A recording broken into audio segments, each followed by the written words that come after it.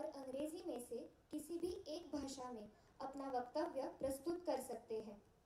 भाषण शुरू होने से पहले प्रत्येक प्रतिभागी को अपना प्रतिभागी अनुक्रमांक और चुने हुए विषय को स्पष्ट रूप से बताना होगा। प्रतिभागी को 8 मिनट का समय दिया जाएगा और 6 मिनट समाप्त होने पर उन्हें सूचित किया जाएगा। प्रतिभागी भाषण के दौरान संदर्भ के लिए किसी भी प्रकार की सामग्री अपने पास नहीं रख सकते। यदि भाषण के दौरान वे ऐसी कोई भी सामग्री की मदद लेते पाए गए तो उन्हें तुरंत प्रतियोगिता से बाहर किया जाएगा। अन्य प्रतिभागियों द्वारा ऐसा कोई व्यवहार नहीं किया जाना चाहिए जिससे बोलते हुए प्रतिभागी के प्रदर्शन में बाधा आए।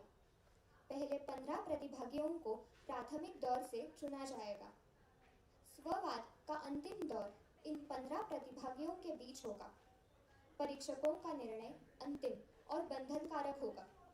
उपरोक्त नियमों के अतिरिक्त आयोजकों द्वारा समय समय पर दिए गए निर्देशों का पालन करें। अंतिम दौर में भाग लेने वाले प्रतियोगी के नाम दूसरे दिन अंतिम दौर के ठीक पहले बताया जाएगा।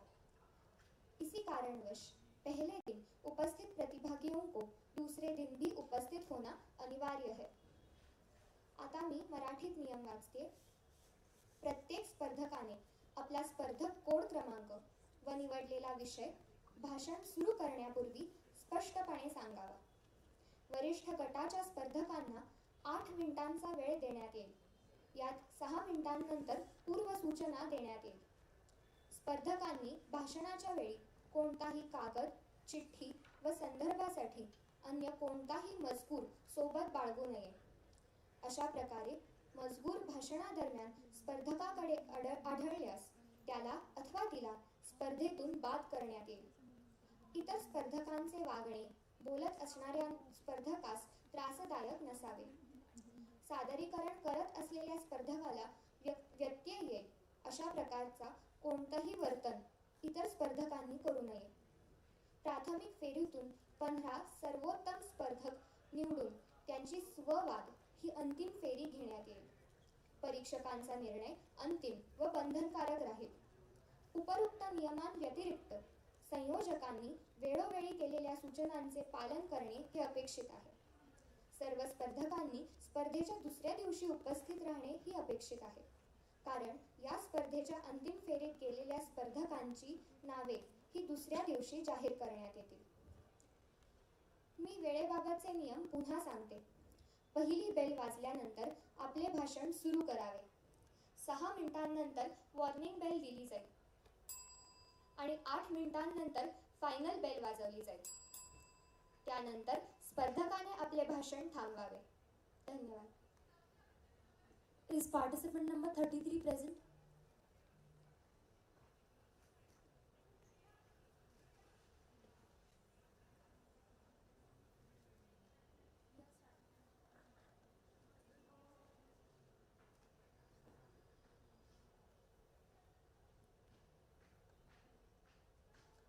We are starting the competition. Participant code number 32. After that, code number 33, be ready.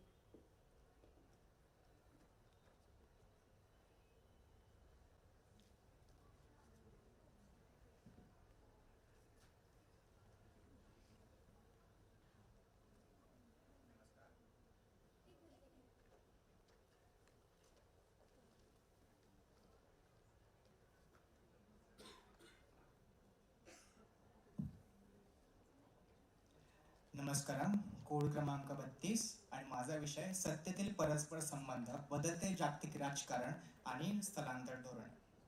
मानव हा समाजशील प्राणी आहे आणि जग हे मानवी समाजाचं सर्वात मोठं प्रकटीकरण। मग हे जग राजकारणाला अपरिचित राहील असं तर मुळीच नाही। मग हे आंतरराष्ट्रीय राजकारण की जागतिक राजकारण, थोडासा फरक जाणून घेऊया। आंतरराष्ट्रीय राजकारणात आपण देशांच्या आंतरराष्ट्रीय सीमांना मध्यस्थी ठेवतो आणि त्या संबंधीच्या बऱ्या वाईट संबंधांना सुद्धा। पण जेव्हा आपण आपला दृष्टिकोन हा सीमांच्या पलीकडे नेतो तेव्हा आपण जागतिक राजकारणाची गोष्ट करतो। मग हे जागतिक राजकारण अवलंबित्व, सहयोग आणि सत्ता संघर्ष याचा मिलाप आहे. आणि माझ्या मते सत्ता संघर्ष हा जागतिक राजकारणाचा एक मौन हेतू आहे. कारण सध्याचं जग बदलत आहे आणि तत्वज्ञानाच्या दृष्टिकोनाने विचार केला तरी मानवाचा स्वभाव हा नेहमी स्वतःचा व्याप वाढवण्याकडेच राहिला आहे. पण सत्तेची संकल्पना बदललेली आहे. जग हे एक ध्रुवीय, द्विध्रुवीय किंवा बहुध्रुवीय राहिलं नाही. माझ्या मते तरी जग हे पॉलिसेंट्रिक आहे आणि हे सत्तेचं सेंटर कुठे आहे याबाबत जागतिक राजकारणात नेहमी अस्पष्टता असते. ते इंडो पॅसिफिक रिजन मध्ये आहे की बाल्कनच्या प्रदेशामध्ये आहे की ते अर्थव्यवस्थेत आहे की तांत्रिकीकरणामध्ये की कुठेतरी लांब अंतराळात चंद्रावर, माहित नाही, अस्पष्टता असते. पण हेच वैशिष्ट्य जागतिक राजकारणाला गतिशील आणि गतिमान स्वरूप प्राप्त करून देते. मग यात राष्ट्रांचा परस्पर संबंध कसा तर आहे. राष्ट्रीय हित याचा संबंध सध्या सत्तेशी चाललेल्या संघर्षात आपल्याला दिसून येतो. जर आपण हान्स मॉर्गनथाऊच्या मतानुसार जरी बघितलं तरी राष्ट्रीय हिताची परिपूर्तता करणे म्हणजेच कुठेतरी सत्तेचं प्रदर्शन किंवा शक्तीचं प्रदर्शन म्हणू शकतो. आणि याचा थेट संबंध राष्ट्रांशी असलेल्या सहयोग आणि अवलंबित्व या घटकांवर अवलंबून आहे. तुमचा यामध्ये जेवढा व्याप मोठा तेवढं तुमचं जागतिक राजकारणात असलेलं अस्तित्व महत्वाचं. आणि मानवी विकास किंवा जागतिक विकास हा या गोष्टींशिवाय अटळ आहे. आणि दुसरं कारण म्हणजे विकसनशील किंवा ग्लोबल साऊथ मध्ये झालेल्या देशांच्या विकासाच्या क्रांतीमुळे आज एक अमेरिकन, एक भारतीय, एक इंडोनेशियन किंवा एक व्हिएतनामी सुद्धा स्वतःच्या देशाच्या राष्ट्रीय हिताची जाणीव ही जागतिक राजकारणात ठेवतो. आणि का नाही ठरणार, कारण आज जग हे लंडन आणि अमेरिका पुरतं मर्यादित नाहीये.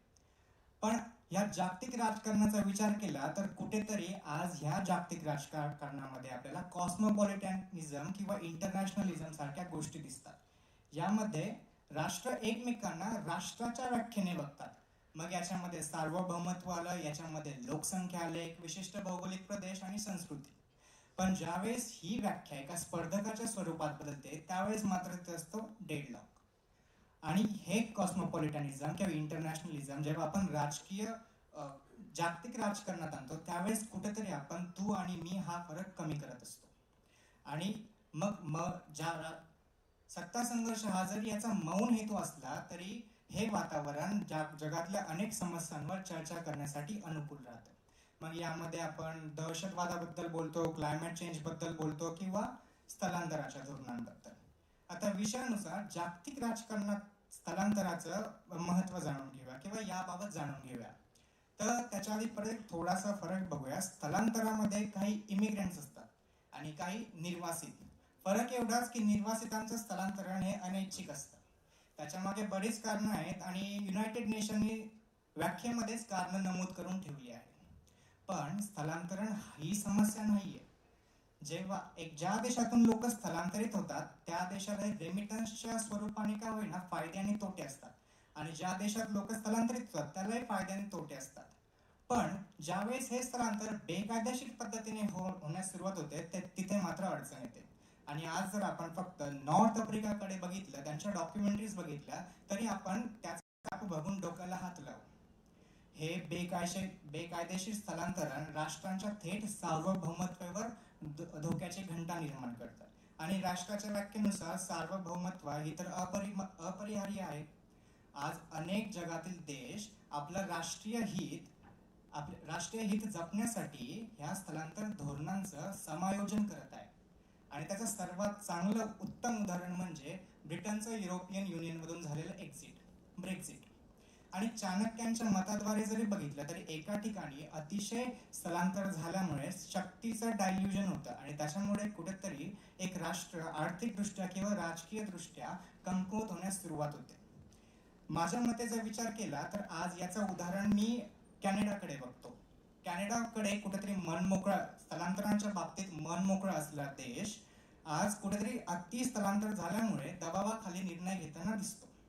आणि त्याच्या शेजारच्या देशाची गोष्ट केली, युनायटेड स्टेट्स ऑफ अमेरिका. अमेरिकेमध्ये आत्ताचे लेटेस्ट 3 राष्ट्रपती घेतले तरी त्यांच्या वेगवेगळ्या धोरणांद्वारे त्यांनी हा विषयावर उपाय सुचवण्यात ते अयशस्वी ठरले असं आपण म्हणू शकतो.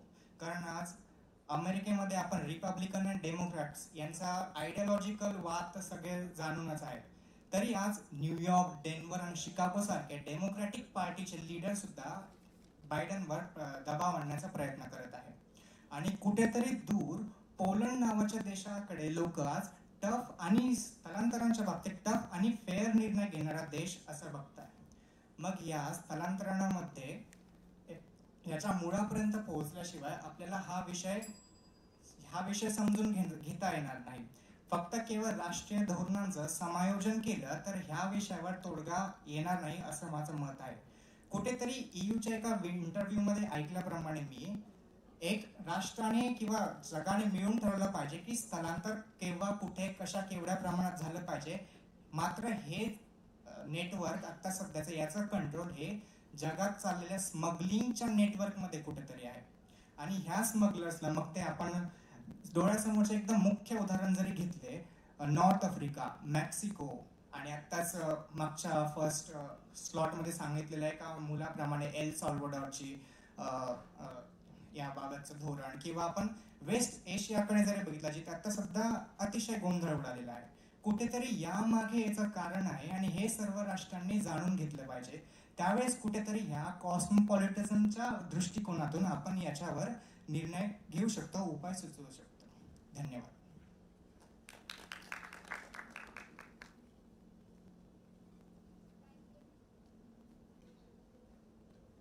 Time taken by the participant 7 minutes 4 seconds.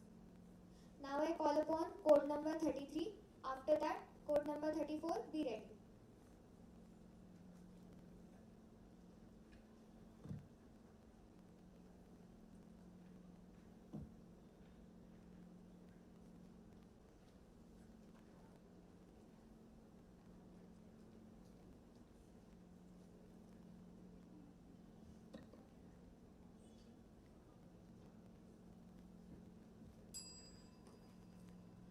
So my code number is 33 and my topic is ecosystem fragility and threat of extinction. So starting with a general question to all my dear fellows sitting here is, can you guys just imagine a situation that there are plentiful of concrete skyscrapers, a meshwork of aluminium wires, dozens of IT parks, lots of highways and millions of people busy with their lifestyle? There's nothing to imagine as such. This is the generation we are living in. And this is the life we have opted to.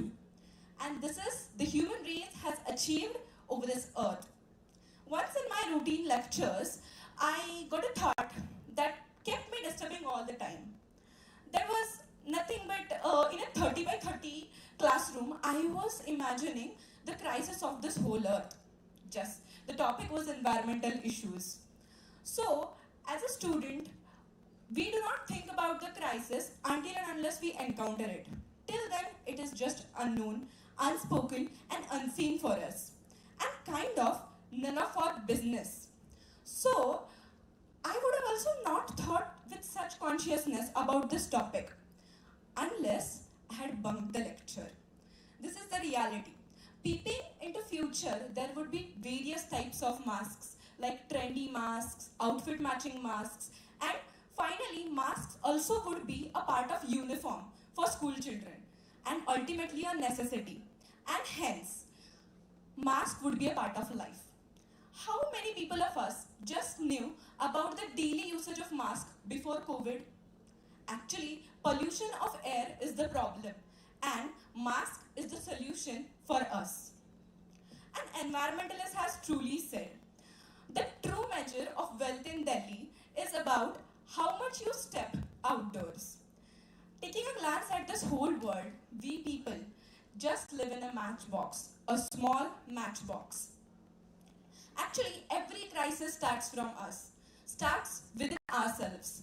And right from throwing a chocolate wrapper on the road to the tons of waste thrown over the landfills, every crisis has an equal share of us. Recently, I was planning a trip in Delhi and suddenly a news struck that Delhi fog alert. All flights and trains are cancelled. I was sad that my flight was cancelled. What would I do? I planned another flight. I plan another train ticket or another route like bus. What would a normal person do? The same. How many times are we going to ignore the signs of climate change? Actually, during my research, I got something about a highway. Do you know about the highway that connects Belgaum to Goa? It is the NH4 highway, which is a 3-hour long drive and a 4-lane highway. Actually, after an hour later of the journey, it becomes 2-lane, and hence we cannot call it as a highway due to the canopy of trees.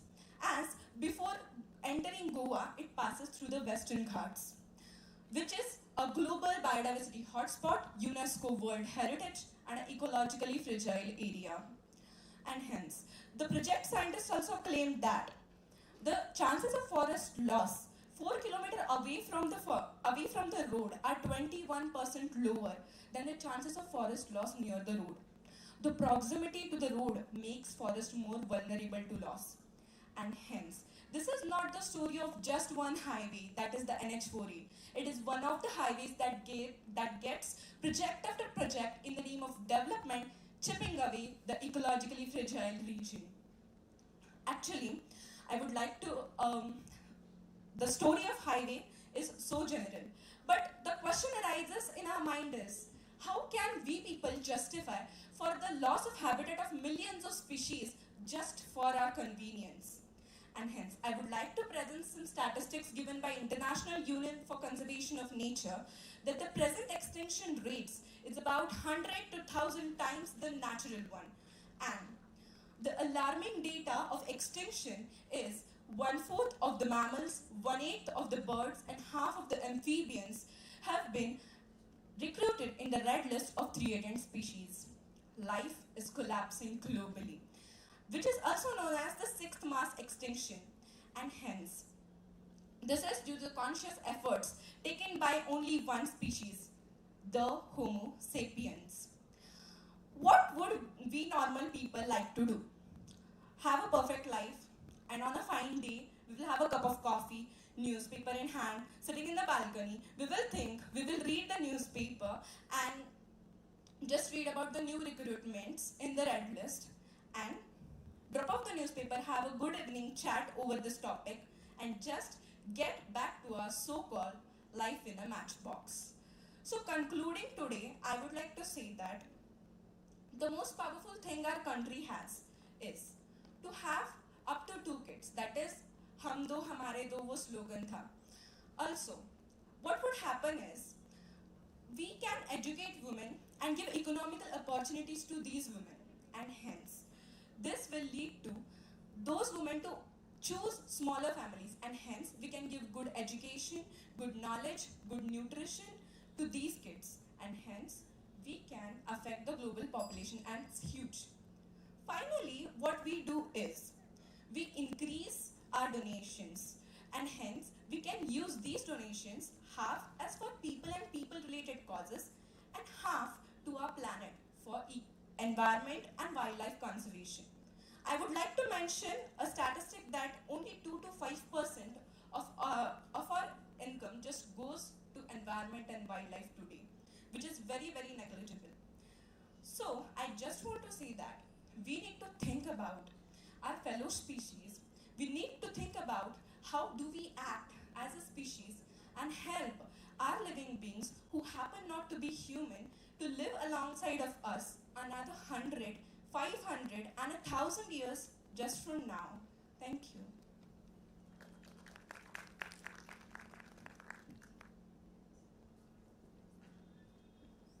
Time taken by the participant 6 minutes 52 seconds.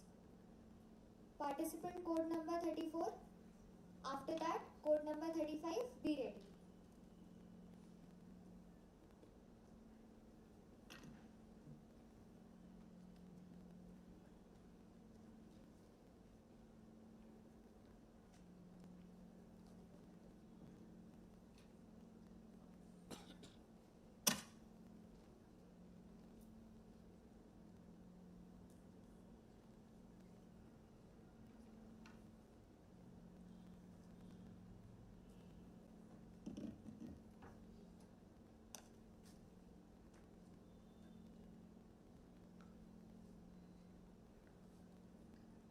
नमस्कार, सांकेतिक क्रमांक 34 आणि आजचा माझा विषय आहे ग्रामीण अर्थव्यवस्थेचे विविधीकरण, शेती पलीकडची समृद्धी.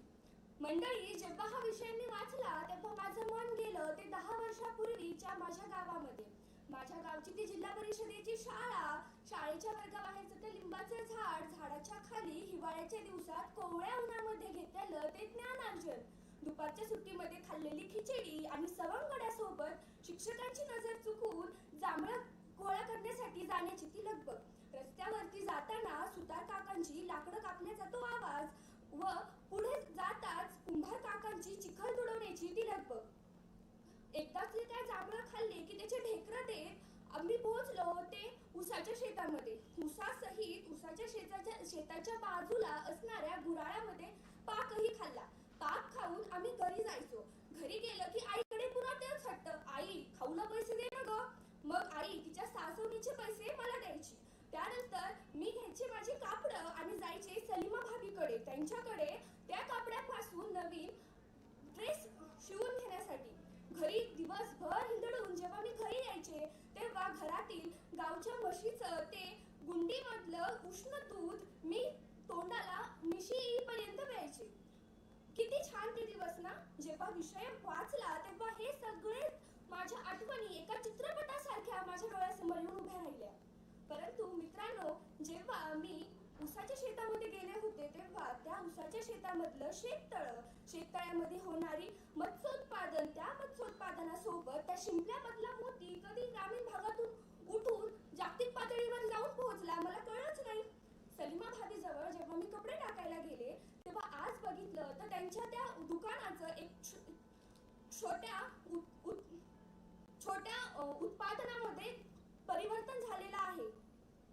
होय, तेच उत्पादन जे कोविड-19च्या वेळेमध्ये मास्कची निर्मिती करून पूर्ण देशभर त्याचा संचार करण्यात आला. होय, तोच माझा महिला वर्ग ज्यांनी मास्क सोबतच पीपीई किट बनवण्याचं सुद्धा धाडस केलं.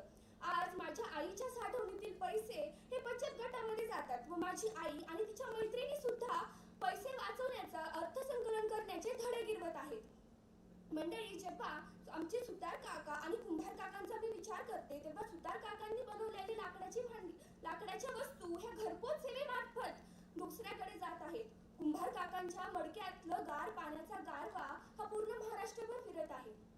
माझ्या त्या म्हशींच्या घरगुती म्हशींचं रूपांतर आता दुग्ध व्यवसाय म्हणजेच डेअरीमध्ये झालेलं आहे व पारंपरिकरित्या घेतलं जाणारं उत्पादन जसं की दूध, दही, तूप या व्यतिरिक्त आता चीज, बटर आणि व्हे प्रोटीन हे ग्रामीण भागातून शहरी भागापर्यंत पोहोचलेलं आहे. मंडळी, जी सलीमा भाभी असतील किंवा कुंभार काका असतील किंवा आमचे सुतार काका असतील, हे जे व्यवसाय आहेत यांना सूक्ष्म व्यवसाय असं म्हणलं जातं. MSME micro small and medium enterprises मध्ये मायक्रो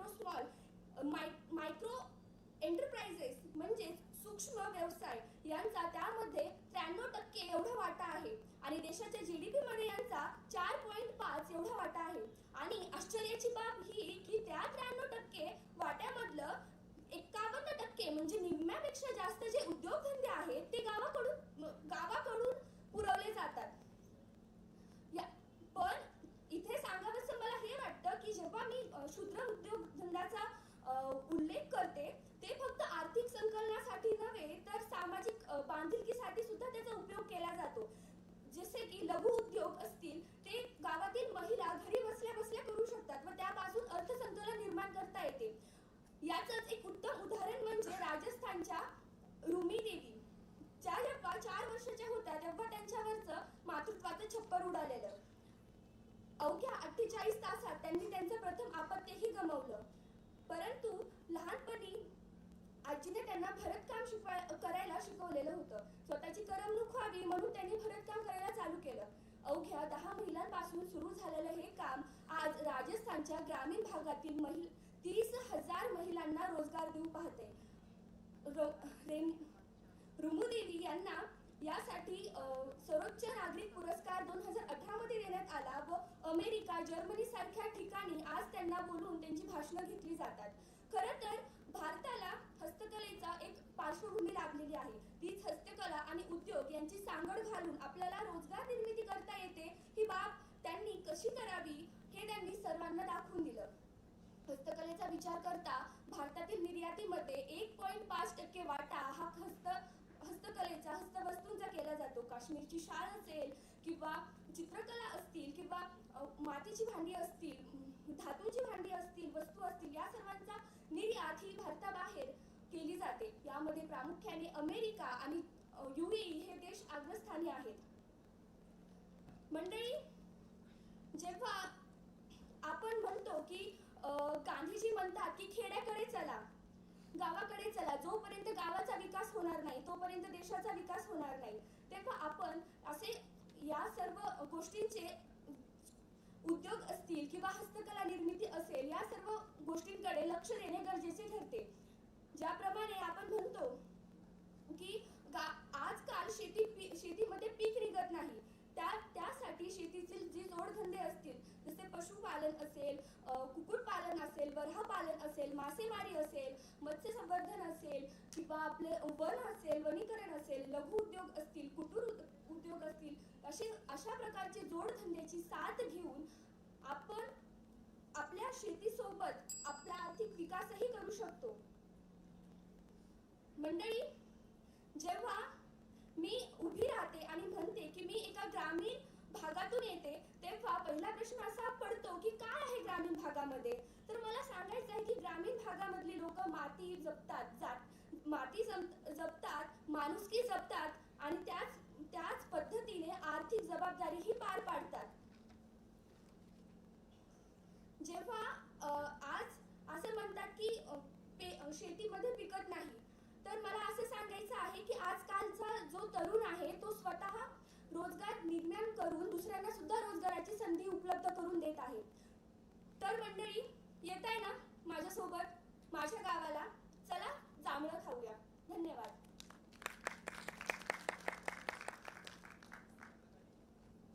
स्पर्धकाने घेतलेला वेळ आहे 6 मिनिटं 50 second.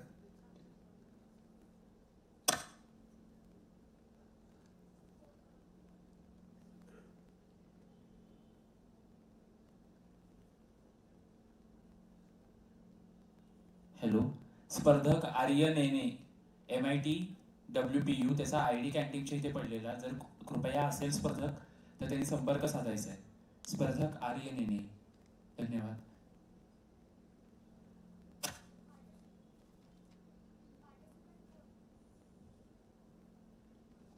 Participant code number 35. After that, code number 36. Be ready.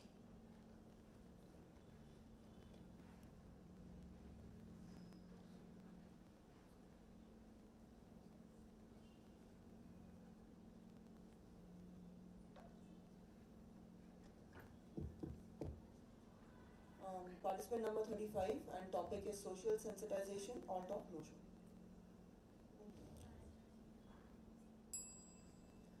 Does your face cream have advanced multivitamins? Does your face cream give you HD glow? Yes, I can vouch for the fact that the very new Glow and Lovely contains enough white products to make you look incandescent in seconds. And I, a proud member of the Brown is Beautiful family, can also vouch for the fact that Yummy Gautami can make my face glow up in seconds. So, why did I start with this product anecdote? Why did I obviously, apart from my product fanaticity, go for this? It is because of the hypocrisy hidden behind the fact that what was once considered as fair and lovely for political correcticism went to Glow and Lovely. What is the hypocrisy behind the fact that when posed with social challenges, the company with the same ingredients, the same cream, decided to change its name from Fair to Glow, just to be politically correct. Just like about around a century ago, our very father of the nation, Mahatma Gandhi, decided to take on an entire social strata of people, the untouchables, and decide to name them Harijans. Now this is such a mockery of the social status, the struggle faced by these Harijans. Those who have had never visited a temple inside their life, Those who can vouch for the fact that they have never been treated like Hari Ke Jan throughout their lives are being mocked. And that for one person and his desire for political following, to be socially correct, to be politically precise. Other than that, we can also see along the same lines the usage of the term Divyang or specially able. Now, do these people not know that there is nothing Divya about the struggle they have to face throughout their lives because of their obvious disabilities? Are we not mocking them? Are we not making a farce of their struggles by calling them politically correct terms just for the sake of fake sympathy? Are we not undermining their dignity, their respect, just for the sake of us maintaining ourselves as paragons of virtue?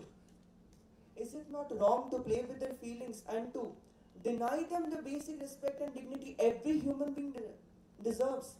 Or is it again the activity of a person who has clearly never been disabled throughout his life and obviously has not associated himself with any person who has a lack of ability as well? He will never understand the struggles of people who are suffering with a disability and hence had decided to label them as such so as to get social media clout. Along those lines comes a rather positive change which has started recently, which is the case of body positivity. Now, body positivity refers to the fact that all of us are allowed to have bodies like we want, our lifestyle, our business, and I'm all for it. But seems like the news has not reached a big fish of the Bollywood industry, that is Salman Khan, who can still be seen in the fifth decade of his life, well into it, still be seen with 20-something girls dancing around him with perfect skin and thin hips and everything, and all these ideals that we strive for people to live up to. Does body sensitivity not apply for people who are millionaires? Does body sensitivity not hold up to its standards for people when they have money and when they have a fan following? Is it really that difficult for us to get an average looking person in a movie for once? Is it always necessary for us to hold these standards and not let people be like what they are and feel like who they are? Again, recently a social media push has started for letting men express their feelings. That is, it's okay for men to cry. And that is again a very positive change, right? We all want men to express their feelings in a healthy manner and not be told, let's stop being a woman all the time. Right? So, but are we really prepared to accept the fact that if men are expressing their emotions, if they are crying, if they are being emotional, if they're doing anything other than being angry all the time, are we ready to accept them as men? Are we as a society willing to let go of our held prejudices and accept people for who they are? Are we ready to believe that if I as a man shed a few tears, it's not going to chap away at my Y chromosome and gift me with lady parts? No. Our identity is ours and we have the right to express our own emotions. So with that, all I would like to say is social sensitization has really diverted from its path. It wanted to achieve equality for all and understanding. Social sensitization was really aiming for people to accept others in the way they are, whereas at the same time be sensitive to where they come from and what they are. But today it is just acting as a discriminating factor.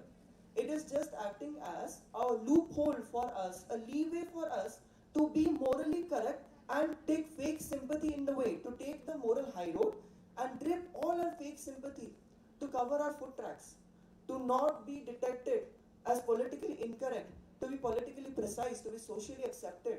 And that is wrong. We need to accept people like what they are. We need to accept people like what they want to be. Their identity, people's identity is theirs to decide. We cannot hold people to unnecessary standards. So, I believe that social sensitization, while it started with good intentions, it has overall become a sham. It is all talk and hence no show. So thank you and have a nice day.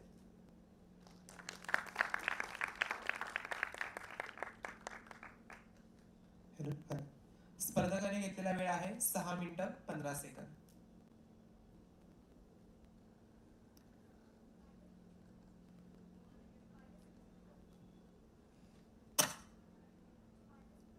number 36. After that, code number 37, be ready.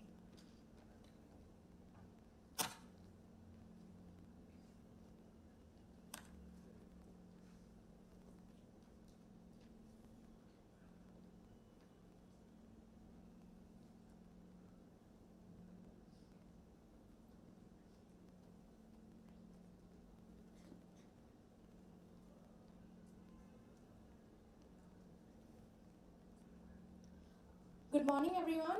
I'm participant code number 36, and today's topic is technology reshaping the healthcare system, a silent revolution.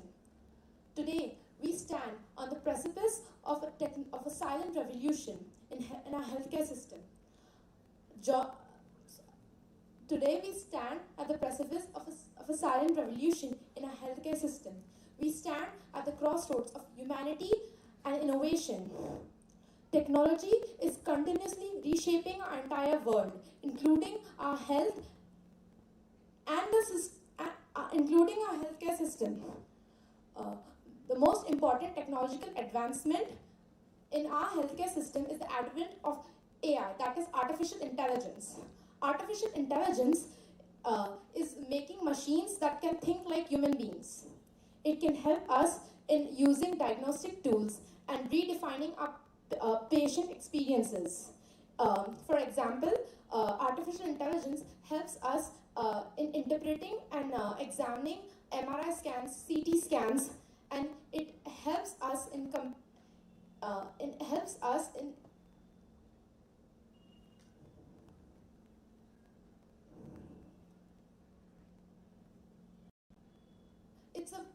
artificial intelligence helps us in redefining our boundaries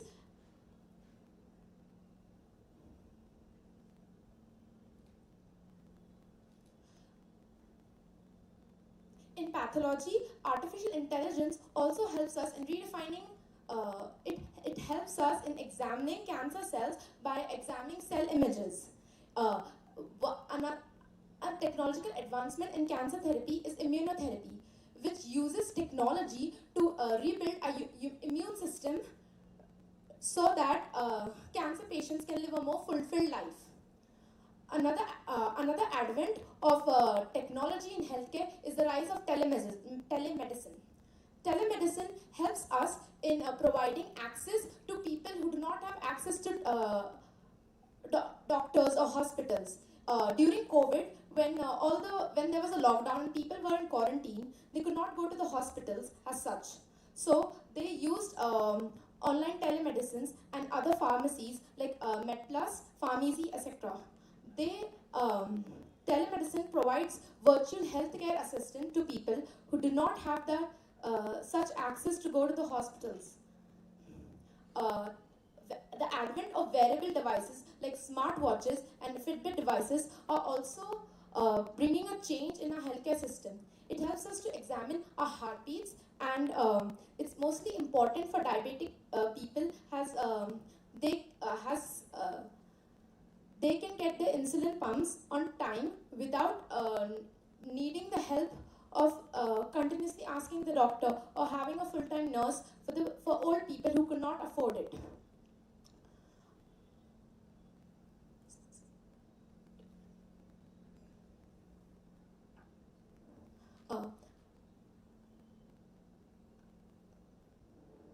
Artificial intelligence also helps us in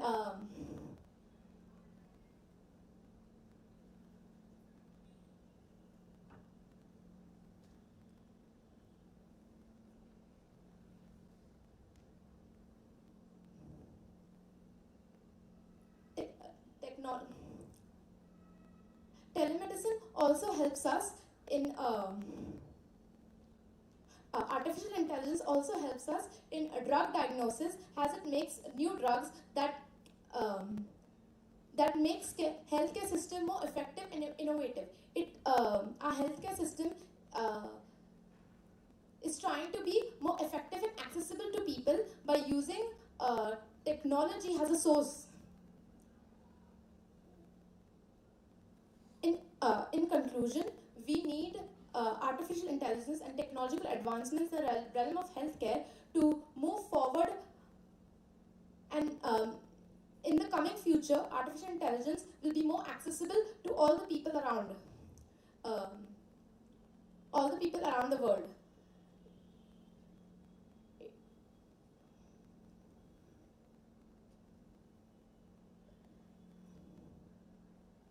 And technology in reshaping healthcare system in a globalized world would provide us a positive catalyst of change. Thank you.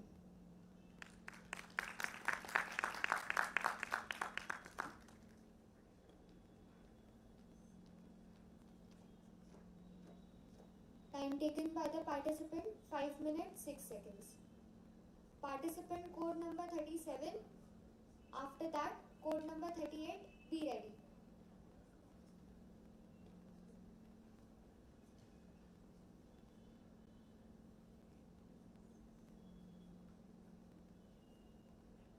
Participant code.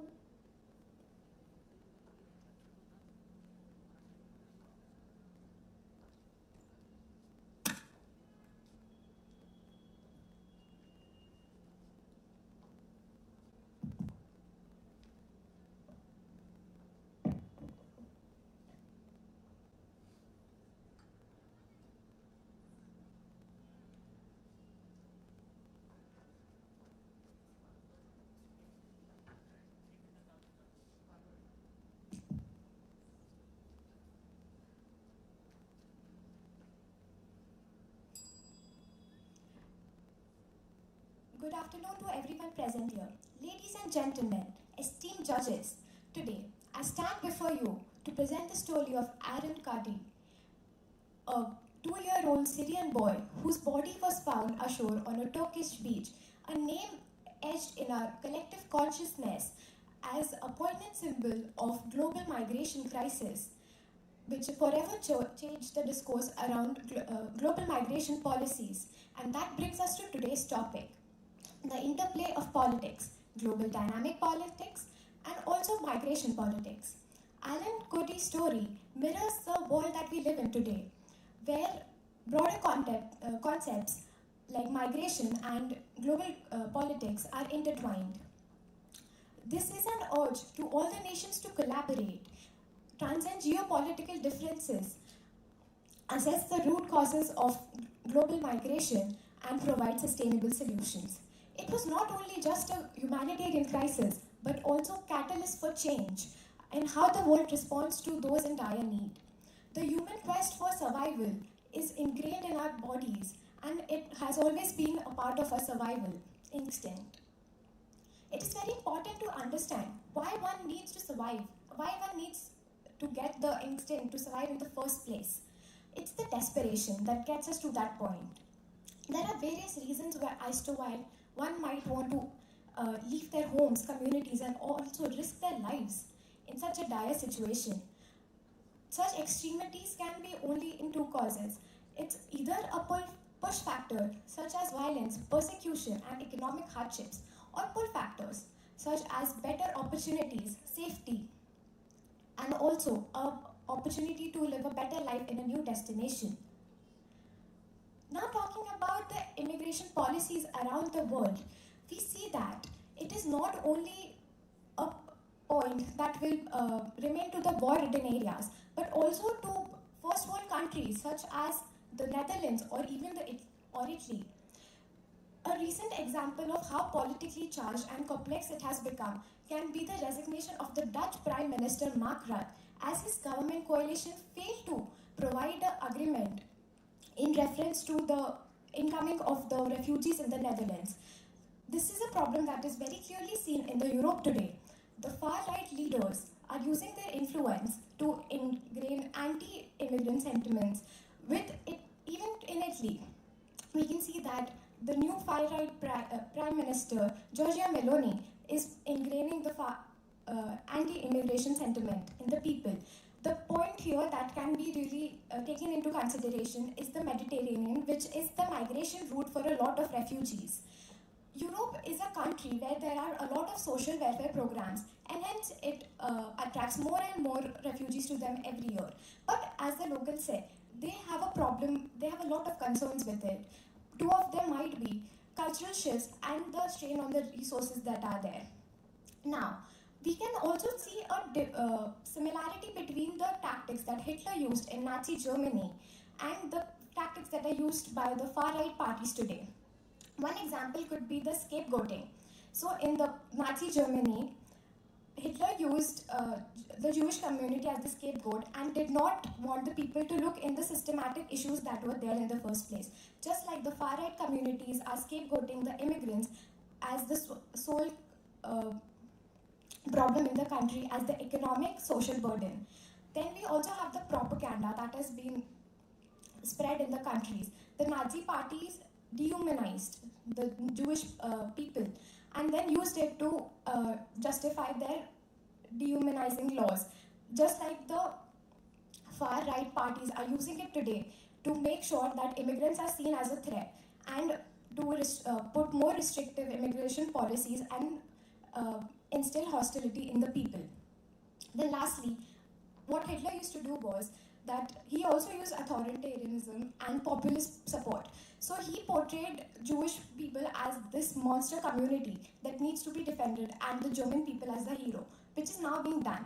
The white Europeans are seen as the heroes and the people of color or people from Islamic backgrounds are seen as the monsters that need to be vanished off. Then coming back to our country, India does not have a specific refugee policy or law, but we do have specific laws that deal with the same. One can be the Foreigners Act 1949, and then we do have Registration of Foreigners Act 1939. So while India does not have a formal policy, it works on ad hoc measures. And one very noteworthy policy that can be seen is with the Rohingyas. The Rohingya is a community from the Myanmar, which is a religious minority. So they have faced persecution in their country and hence they seek refuge in neighboring countries, including India. So India's stance on Rohingyas have been somewhat ambiguous. Historically, India has let the Rohingyas come into their country, but also, on the other hand, it has also considered them as a national threat to national security and also illegal immigrant, and seen them from the lens of illegal immigrants. Overall, the stance of Indian community on immigration can be seen in certain points. First of all, it puts an emphasis on skilled migration. A lot of people who come from the immigration background are from India. Then India has signed bilateral agreements. It has also participated in international forums that talk about global migration policies. It also has a problem with illegal immigration, especially that from Bangladesh. Then talking about laws, there was a law that was implemented in India, the Citizenship Amendment Act, which aimed at providing citizenship to certain religious minorities which fled persecution in their country. But it did not work well because it did not include Muslims in their provisions. It led to a lot of protests, opposition from a lot of people, and hence it was not implemented. Lastly, then we need to come around the point that how do we smoothly adapt these people into our society. So what does a good global migration policy should entail? Firstly, it should have a good policy that adopts the skilled labor into the markets. Secondly, it has to give more access to education and training. Third, it has to have a skill recognition even from foreign countries. And lastly, we can give an example of Sweden, which is giving a 24-month program of skill training and language training, which also has financial benefits to it. Definitely, it's easier said than done, but it can be done. As world moves forward with a lot of environmental degradation and the borders getting erased, there are going to be immigrations taking place furthermore in the coming years.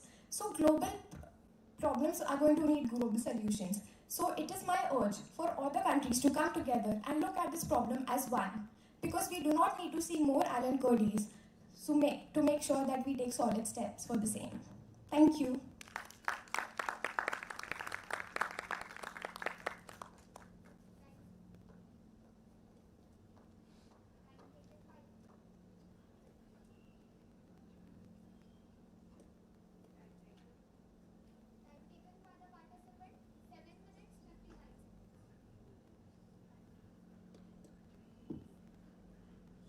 Participant code number 38. After that, code number 39, be ready.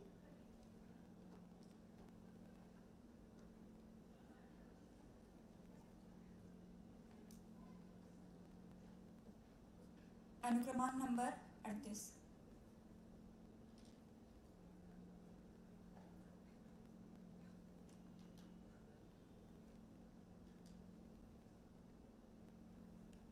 मेरा आज का विषय है भ्रमों की यह मृत तृष्णा कब टूटेगी। एक पल बनता अगले पल ढह जाता है, तृष्णाओं का ये पुल मजबूती से कहाँ टिक पाता है। वस्तु व्यक्ति उम्र भर धन संजोता है, मरणोपरांत सब यही पीछे छूट जाता है। आखिर कैसी यह मृत तृष्णा है, जीवन का आधार श्री कृष्णा है। चलता भटकता इस जग में कहीं खो जाता है, प्यासा मुसाफिर चैन से कहाँ सो पाता है। जब सूरज ढल जाए अंधेरा घना छाता है, जब सूरज ढल जाए अंधेरा घना छाता है, वह अकेला इससे लड़ता दीप जलाता है। आखिर भ्रमों की यह मृत तृष्णा कब टूटेगी। रेगिस्तान में जब दूर दूर तक फैले रेत के टीलों पर कड़ी धूप पड़ती है और वातावरण की वायु ठंडी होती है, तो सतह के ऊपर उपस्थित हवा गर्म होने लगती है और प्रकाश की किरणें जब इस माध्यम से गुजरती हैं तो अपना रुख मोड़ लेती हैं। ऐसा प्रतीत होता है मानो दूर दराज रेत के बीच कहीं पानी है। यह और कुछ नहीं, मनुष्य की इच्छाओं का प्रतिबिंब है। रेगिस्तान में जब सूरज सर पर होता है और गर्मी असहनीय हो जाती है, मनुष्य कामना करता है तो सिर्फ जल की, उसके दिल को सिर्फ पानी चाहिए, इसलिए उसे सिर्फ पानी दिखता है। गंतव्य की अभिलाषा इतनी होती है कि मनुष्य सफर की सुंदरता को नजरअंदाज करने लगता है। वह जल्द से जल्द सफर खत्म कर लक्ष्य के सुख को प्राप्त कर लेना चाहता है, परंतु वहां पहुंचने पर उसका यह भ्रम दूर हो जाता है। ठीक उसी प्रकार जिस प्रकार रेगिस्तान में जब हम पानी के समीप पहुंचते हैं तो पता चलता है कि यहाँ भी सिर्फ रेत है और पानी फिर कहीं दूर दराज दिखाई देता है। मनुष्य कामनाओं और भ्रम के इस माया जाल में फंसकर भटकता रह जाता है और जीवन तक नहीं जी पाता। आखिर भ्रमों की यह मृत तृष्णा कब टूटेगी। सुंदरता भी एक मृत तृष्णा है। समाज ने सुंदरता को एक ढांचे में ढाल दिया। लंबे बाल, गोरा रंग, बड़ी आंखें, गुलाबी होठ होते हैं सुंदरता के। इतनी लंबाई उतनी चौड़ाई, जरा धीमी सी आवाज होती है सुंदरता की। और जो इनसे अलग हो वह कुरूप कहला दिया जाता है। फिर होती है तृष्णाएं इस ढांचे में ढल पाने की, और ईर्ष्या उनसे जिन्हें सुंदरता तोहफे में मिली है। फिर होती हैं कामनाएं अपना रूप बदल पाने के और इस समाज में सुंदर कहलाने के। मनुष्य फिर सुंदरता के इस भ्रम में फंसकर रह जाता है। क्यों सुंदरता का अपना संस्करण नहीं हो सकता? क्यों सुंदर गोरा है, क्या श्याम वर्ण नहीं हो सकता? क्यों सुंदरता का पैमाना यह नश्वर शरीर है, क्या मनुष्य का निश्चल मन नहीं हो सकता?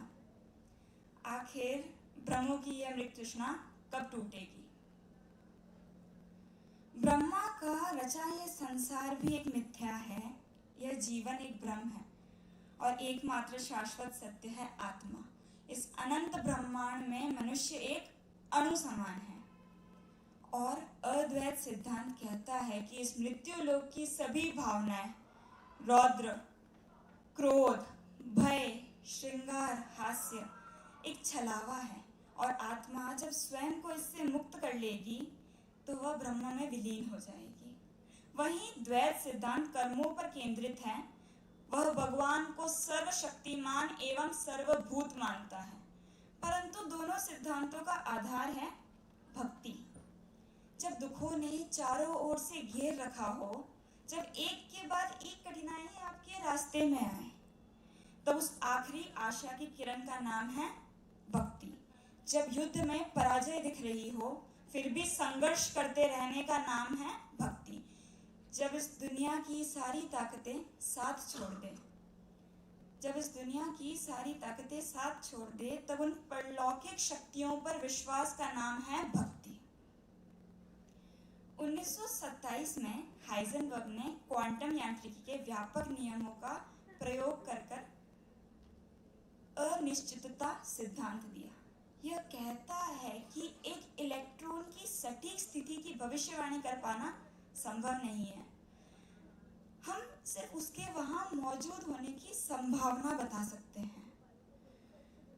परमाणु कक्षक के कुछ भागों में यह संभावना 95% तक होती है। तो मनुष्य जब चाहता है उस इलेक्ट्रॉन को खोजना, तो उसे वह वहां जरूर मिलेगा। परंतु जब मनुष्य उसे नहीं देखना चाहता, तो वह वहां मौजूद होकर भी नहीं दिखेगा। वह वहां मौजूद होकर भी नहीं दिखेगा। परमाणुओं और इलेक्ट्रॉन से बनी यह दुनिया भी और कुछ नहीं, मनुष्य की तृष्णाओं का एक प्रतिबिंब मात्र है। इस दुनिया के प्रति जो हमारी धारणाएं हैं, वह और कुछ नहीं, हमारे स्वयं का आत्मबोध है। आखिर भ्रमों की यह मृत तृष्णा कब टूटेगी? कब टूटेगी भ्रमों की यह मृत तृष्णा? निश्चल आसमान, उस पर पवित्र धरती होगी, शरीर कण कण में मिल जाएगा, उस पर मेरी आत्मा कैसी होगी? इस मिथ्या से ऊपर जीवन का असली सार होगा। मुझे यकीन है मेरा चित्त एक दिन भवसागर पार होगा, मेरा चित्त एक दिन भवसागर पार होगा। कैसी यह मृत तृष्णा है? जीवन का आधार श्री कृष्ण है, श्री कृष्ण है, श्री कृष्ण है। धन्यवाद। Time taken by the participant 6 minutes 22 seconds. Participant code number 39. After that, code number 40. Be ready.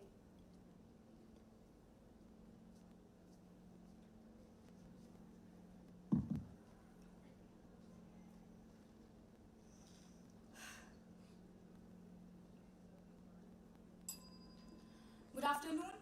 Greetings to all the esteemed judges and everyone present here. I, participant number 39, standing before you to dive into the complex tapestry of global affairs, where the interplay of power interact with the intricate realm of migration policies. This dynamic interaction, fraught with geopolitical nuances, humanitarian considerations, and shapes the destiny of nation and individual alike. The world we inhabit is one marked as a constant change, where a landscape nations jockey for influence and power on the grand stage of politics. Power is nothing but the capacity to influence or having control over the action of others. In the same way, interplay of power also refers to the dynamic interaction and influences among different sources of authority. In global politics, interplay of power impact allegations, negotiation, alliances, and also geopolitical influences across the country. This also helps in with international relationship, which also impact on the overall decision-making process across the globe. I hope you all are aware about what migration is, but have you ever thought about why migration is taking place? Why there is a need for a person to migrate? Why can't he stay in his own country? A person migrates due to various reasons like political, economical, environmental aspects. If I talk about political aspects, then he migrates because he is not feeling secure in his own country, which led him to migrate to another country to seek a standard way of living. For example, if I talk about Taliban, then because of the lack of governance in Afghanistan, Taliban forcefully rule over Afghanistan, which led the people of Afghanistan to migrate in a large amount in Pakistan and Iran. If I talk about economical factors, then because of a lack of employment opportunities, a person migrates to another country to get a better growth and employment opportunities. For example, thousand of people from India migrate to UK, the UAE, and the US to get better employment opportunities so that they can live a better way of life. Now, I talk about why migration is done, what are the reasons. Now let's talk about what problem they are facing, what problem underdeveloped country has to face when they are migrating into another nation. An underdeveloped country has to face a lot of problems like visas, legal barriers, and discrimination in the another country. Like for migration, a country's citizen has to do a lot of documentation. Even if he complete all the proceedings, all the documentation, he has to face a lot of discrimination in the another country. But here comes our savior. There are two international organizations like IOM, International Organization of Migration, and UNHCR, United Nations High Commission for Refugees, which help in providing these migrants a proper resistance or assistance. They help in providing them education, healthcare, and security.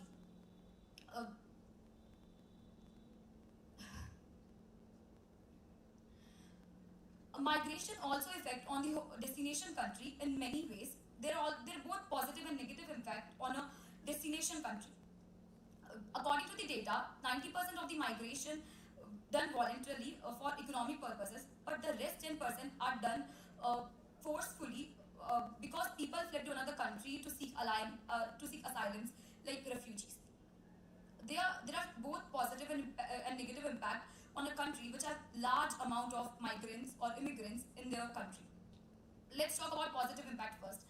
A person who is migrating to another country give a lot of economic benefit to that country by innovating, by new ideas, by doing some startups or many more things. Public services can also be done through the influx of large amount of qualified laborers such as doctors, engineers, scientists. If I talk about some negative impacts, then those countries has to face a lot of problems like overpopulation, language barriers, and racial discrimination, etc. But these migration not only helpful for these migration not only has a good impact but also a bad impact. They led to irregular immigration, which means illegal immigration means human trafficking, drug smuggling, women exploitation, and terrorism.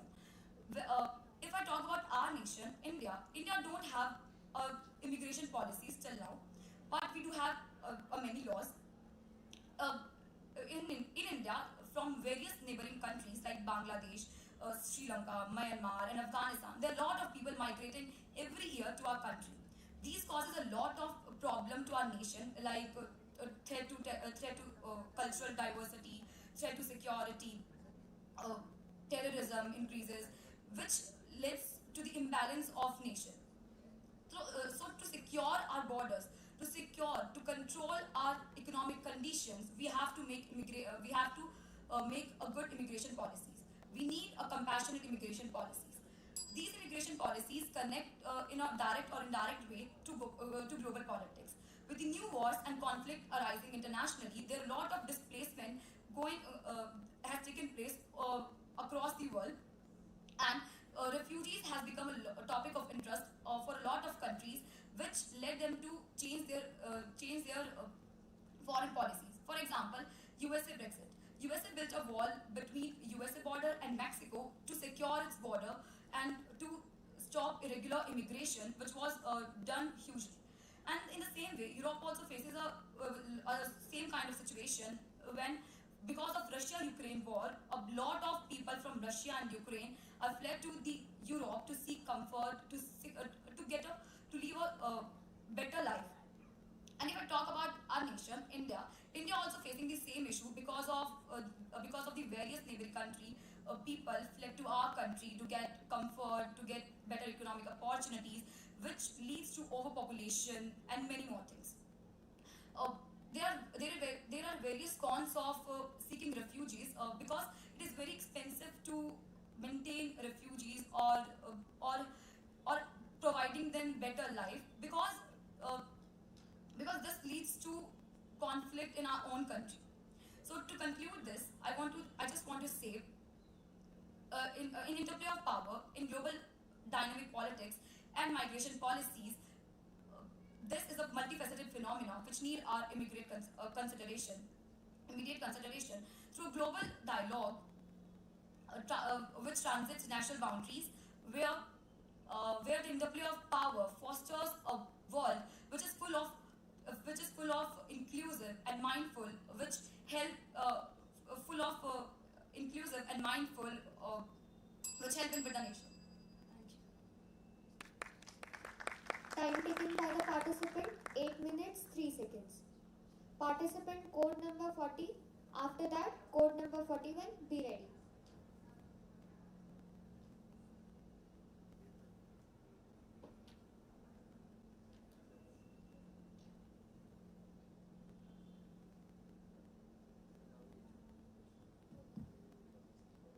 Good afternoon, everyone.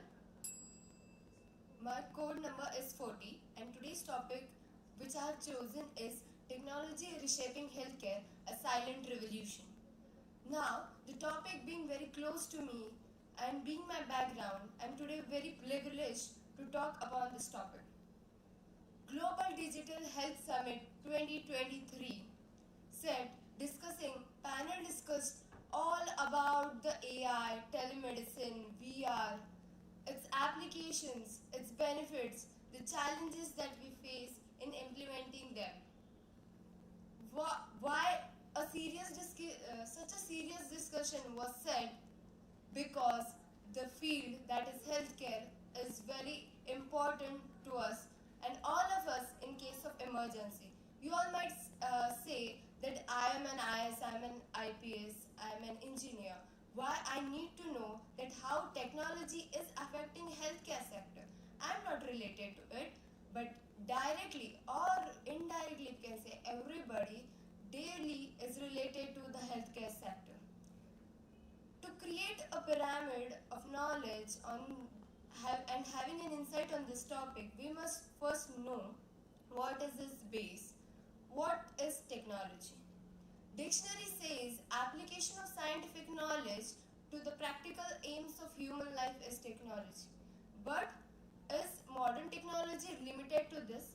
Modern technology is entirely a civilization, a new social order which is entirely based on efficiency, where efficiency is no longer an option, but it has become a necessity to be efficient, and healthcare is not an exception to this.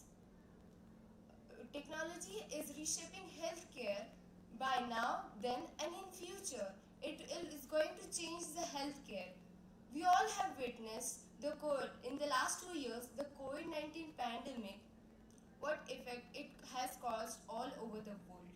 And to the solution, it was the mRNA vaccine that was developed with the help of biotechnology. Within a few minutes after they got to know the genetic sequence, and the challenge continues. The virus are getting variants day by day. And to the new variants, we need new vaccines. And for that, we need biotechnology. Despite the uncertainties that technology might face, or the healthcare might face because of technology, we cannot deny the benefit of technology in healthcare. It is a journey of we doctors as physicians transform from physicians to the healthcare workers. We are told to be more professional. It is a revolution, a silent revolution that has turned from over centuries and years.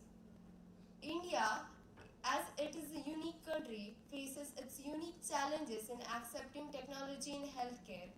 India, due to its vast population, economic disparities, and health literacy, is reluctant to accept all the technologies. Robotic surgeries based on artificial intelligence being so much important or so much safer, we can say. The things that are not visible by naked eyes but are visible by robotic methods. The incisions which are more harmful or with a lot of blood are more safer with less blood loss using robotic surgeries are being used in various countries like US, but they are yet to come with the full potential in India.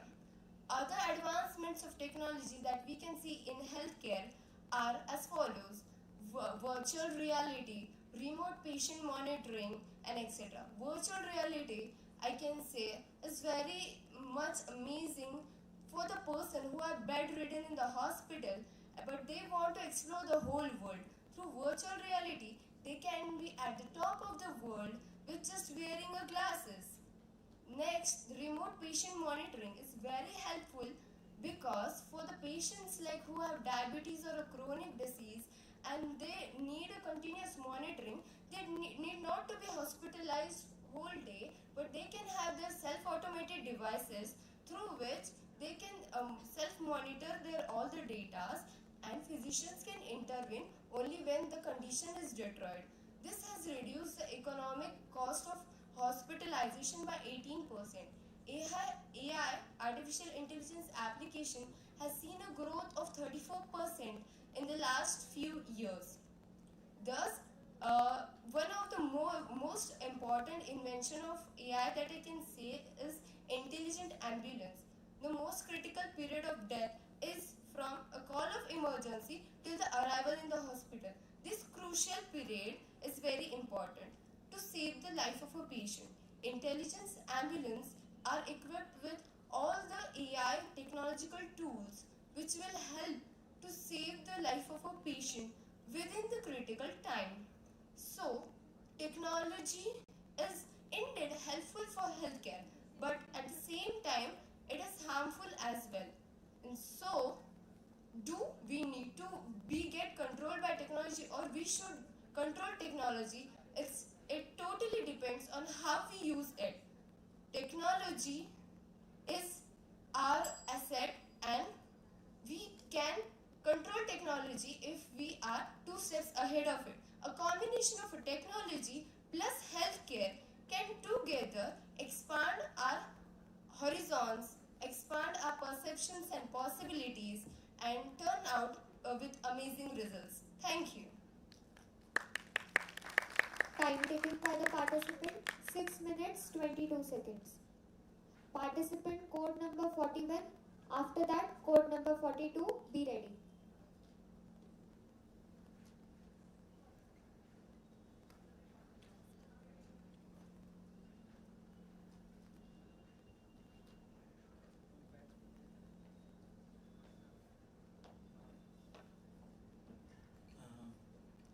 नमस्कार मेरे मित्रों और सारे आशीर्वादों। आज मेरा code क्रमांक है 41। आज मैं आप सभी के सामने एक बहुत ही महत्वपूर्ण प्राथमिक संरचना के मुद्दे पर बात करने जा रहा हूँ, जिसका नाम है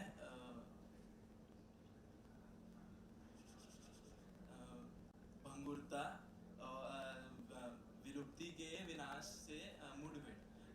आज आप सभी के सामने मैं बोलने जा रहा हूँ कि जैसे कि आप सभी को पता ही होगा कि पारितंत्र एक बहुत ही महत्वपूर्ण हिस्सा है हमारे जीवन का, और उसकी कमजोरी की वजह से हमारे पूरे जग में बहुत ही असंतुलन हो चुका है। तो हमारे मानवीय गतिविधियों की वजह से, जैसे कि प्रदूषण से लेकर आवास की विनाशी तक, सभी चीज़ों ने बहुत सारे प्रजातियों को विलुप्ति की ओर ढकेल दिया है। जैसे कि हम सभी जानते हैं कि इस पृथ्वी पर सभी प्राणियों का बहुत ही ज़्यादा महत्व है। तो हमें यह पता रहना चाहिए कि किसी एक के भी गुम हो जाने से यह बहुत ऊपर नीचे हो सकता है। और मैं आप सभी से एक सवाल करना चाहूँगा कि क्या आप बताइए कि हमारी ऊंची उड़ान की वजह से किसी और की उड़ान रुकनी चाहिए क्या? अगर नहीं तो क्या गलत किया उस पैसेंजर पिजन ने जो विलुप्त हो गया? वो पैसेंजर पिजन एक बहुत ही प्रसिद्ध पक्षी हुआ करता था उत्तर अमेरिका का। उसे उसके पंखों और उसके छाल के लिए मारा गया, उसका शिकार किया गया। मानवीय हस्ताक्षर की वजह से उसको बहुत कोसा गया और वो दिखते ही दिखते विलुप्त हो गए। जैसे कि हम जानते हैं कि मानवीय गतिविधियों जैसे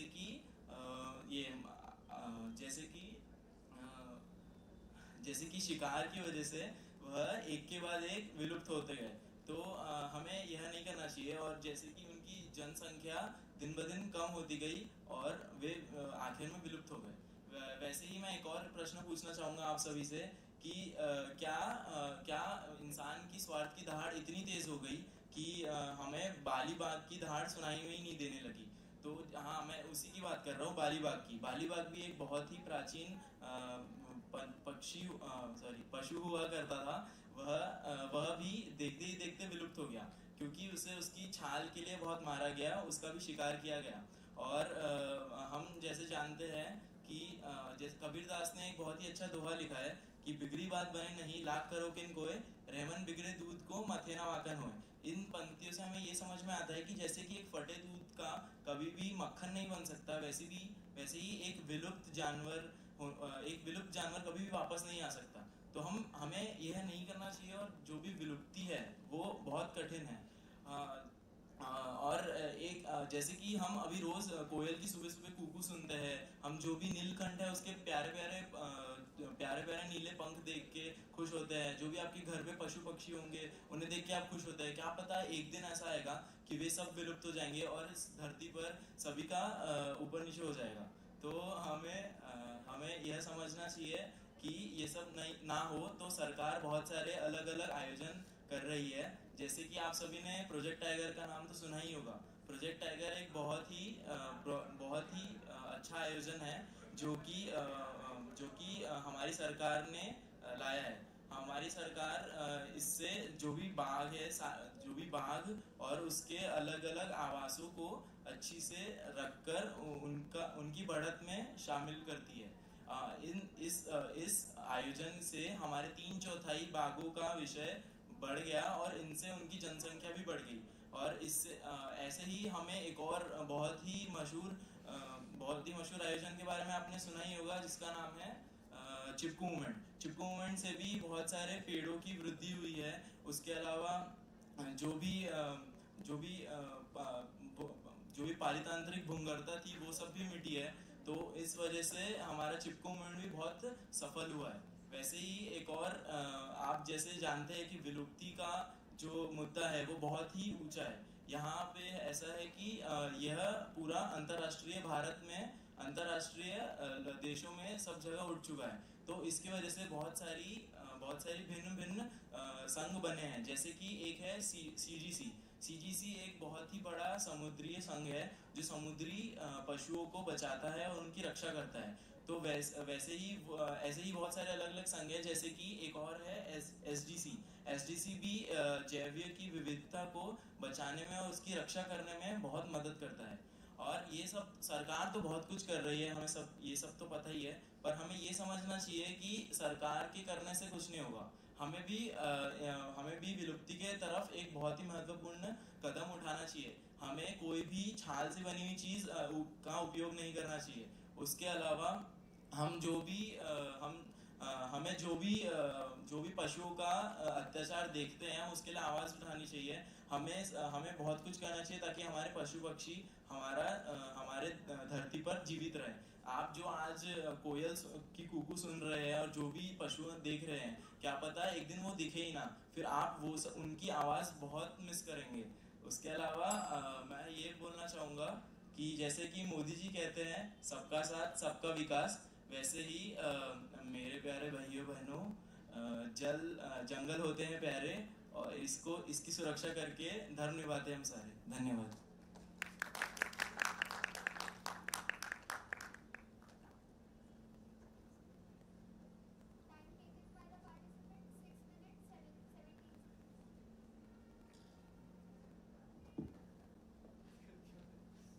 Participant code number 42.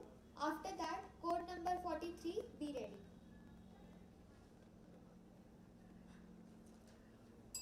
Hello everyone, I'm participant code number 42. Speaking on the topic interplay of power, dynamic global policies and migration politics and migration policies. Today we are here right now speaking, but at the border of US and Mexico, there are thousands of people waiting for a better opportunity. waiting for a new hope, waiting for a new light in their life. As we speak, as we enter into the new year, there have been people who have lost their lives for the hope of new future, a new light. People from developing countries are migrating towards the traditional countries who are developed in their sense and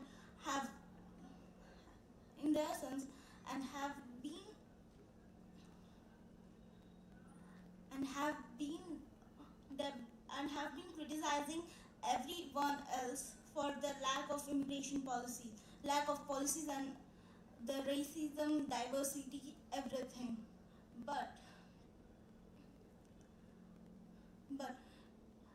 we are here to request them to pay attention at their own senses, where people from migrated region have been allocated to racism and many things.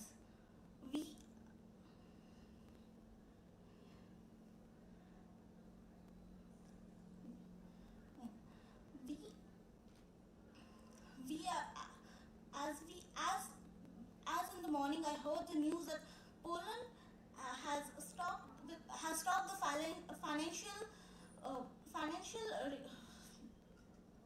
financial request for Ukrainian refugees, as well as Egypt, trying to help Gaza refugees to have a better future and leave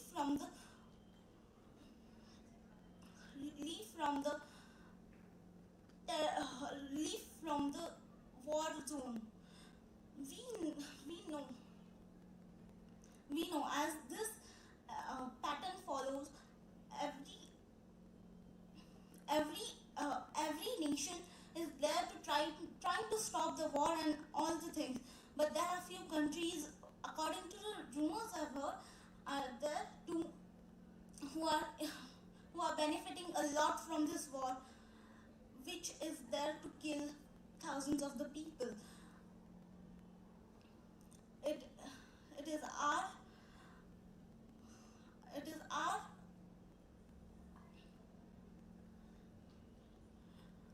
is our responsibility to have in a step to give it a step forward and request everyone that this is not something a future us would require.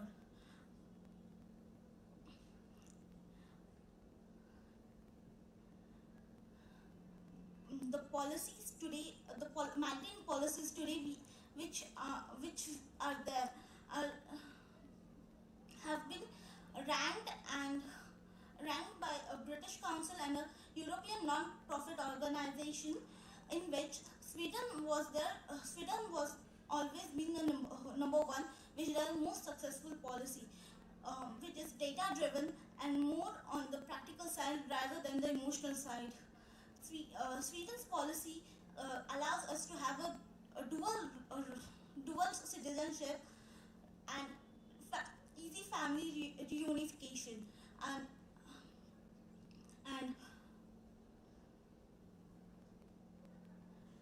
easy family reunification. Most important thing about the migration policy is the response of people of the receiving countries. How is their response? They are the ones who step forward and demand migrants to have same level of health education and all the other governmental facilities equal to them. They are not considering the migrants as someone others, but they are considering them as the people whom they should live with in the future. Migration policies can traditionally describe into two ways, that is assimilation and multiculturalism. Assimilation is kind of giving up your own social diversity and accepting the new society which we are going to live. But which is typically followed in France, where we hear the news of France banning other religious groups' activities and their religious clothes in the public premises. And there is other multiculturalism which is very naturally followed in India. And which is about accepting the new culture, new diverse people, and moving forward with it. Thank you. Time taken by the participant 6 minutes 16 seconds. Participant code number 43. After that, code number 44. Be ready.